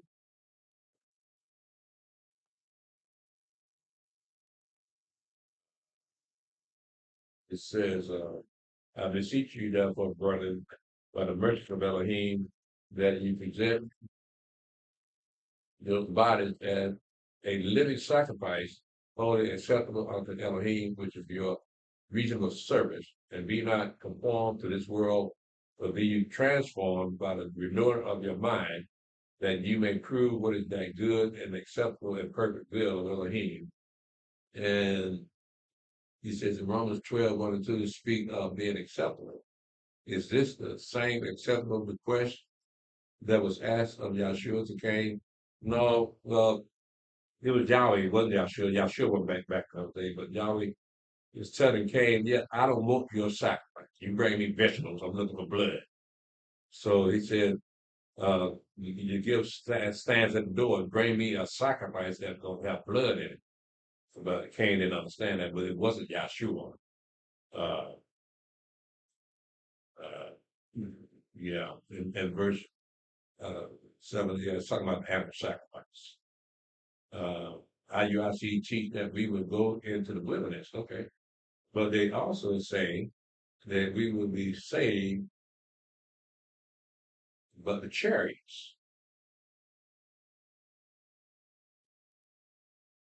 That's what they teach. Okay, I can't tell them that they're wrong. That's what Yahweh gave them. So we can't see it. Chariots don't make sense in these days and times. So that means you got to get horses. You got to get chariot riders. People got to be trained how to ride a chariot. You just ain't gonna jump up in that bad boy. Some camps call it chariots and spaceships. Oh, the Some spaceship. camps, I don't know why I know some camps are spaceships and chariots. Like Yeah. chariot came and got the prophet Elijah spaceship. Elijah's a spaceship. I mean the chariot that came and got him, spaceship. Well, yeah, he went up. Elijah, he went up in a whirlwind. That was a spaceship. Now they look at the vision of Ezekiel, the wheel, the middle of a wheel. They look at that as a spaceship. Yeah, but ain't nothing about what they said about Elijah that resembles a spaceship. I mean, yes, a lot of symbolism of it here, but now you're taking it too far. It's talking about those things that are hands-on things. They like some invention we have to wait for, like a spaceship. That ain't gonna happen. You gotta go according to what the book says. They got to be in that wilderness 3.5 years. That means there got to be a lot of purging. So you can't do no purging on the spaceship. Unless you let Jake take over the control room. They crash that bad boy. Appreciate that. The whole Outcast album, 80 Aliens, you know what I mean? They had Moses coming back on the spaceships on that album. Remember? On album cover, Moses coming back on the spaceship on 80 Aliens album. So, Yeah, no, I think that do obviously believe that, don't they? yeah. A Yeah. lot of people, I think that's what a lot of people kind of got that from the water, but the spaceship. So, Yeah. Yeah. Leave the spaceships alone. Ain't no spaceship gonna pick y'all up, cause just like y'all act like on Carnival Cruise, y'all gonna act like that on the spaceship. They ain't no chicken tenders on the spaceship. Uh, I was in agreement with the take as it pertains to the USA. Who wants to know what? Yes, that's what they say by spaceships. Uh, yeah, but you don't see the spaceships in the Bible. Uh, so yeah, they may try to equate what they see in the Bible with modern day technology. The only thing that the Bible says about that would be equate to my modern day technology would be all that war equipment that's coming up to Jerusalem and that war equipment because in battle Armageddon it's talking about chariots. Well, you're not going to have chariots. You're going to have military vehicles, high-tech military vehicles, maybe helicopters. But that would be the Battle of Armageddon. Uh, uh, Yeah, I don't know about that. Who wants to know? That's what they say. That's what they believe. Yahweh gave them that. So I'm not going to try to talk them out of it. All right, then. Good last minute question. Appreciate that. Y'all got them in quick. Well, I'm gonna go ahead and shut it down. It's our time to go. Again, let's see here. Thank you, Facebook. Thank you, YouTube. Join us for our history class this Thursday at 8 o'clock. Y'all willing to see each other then.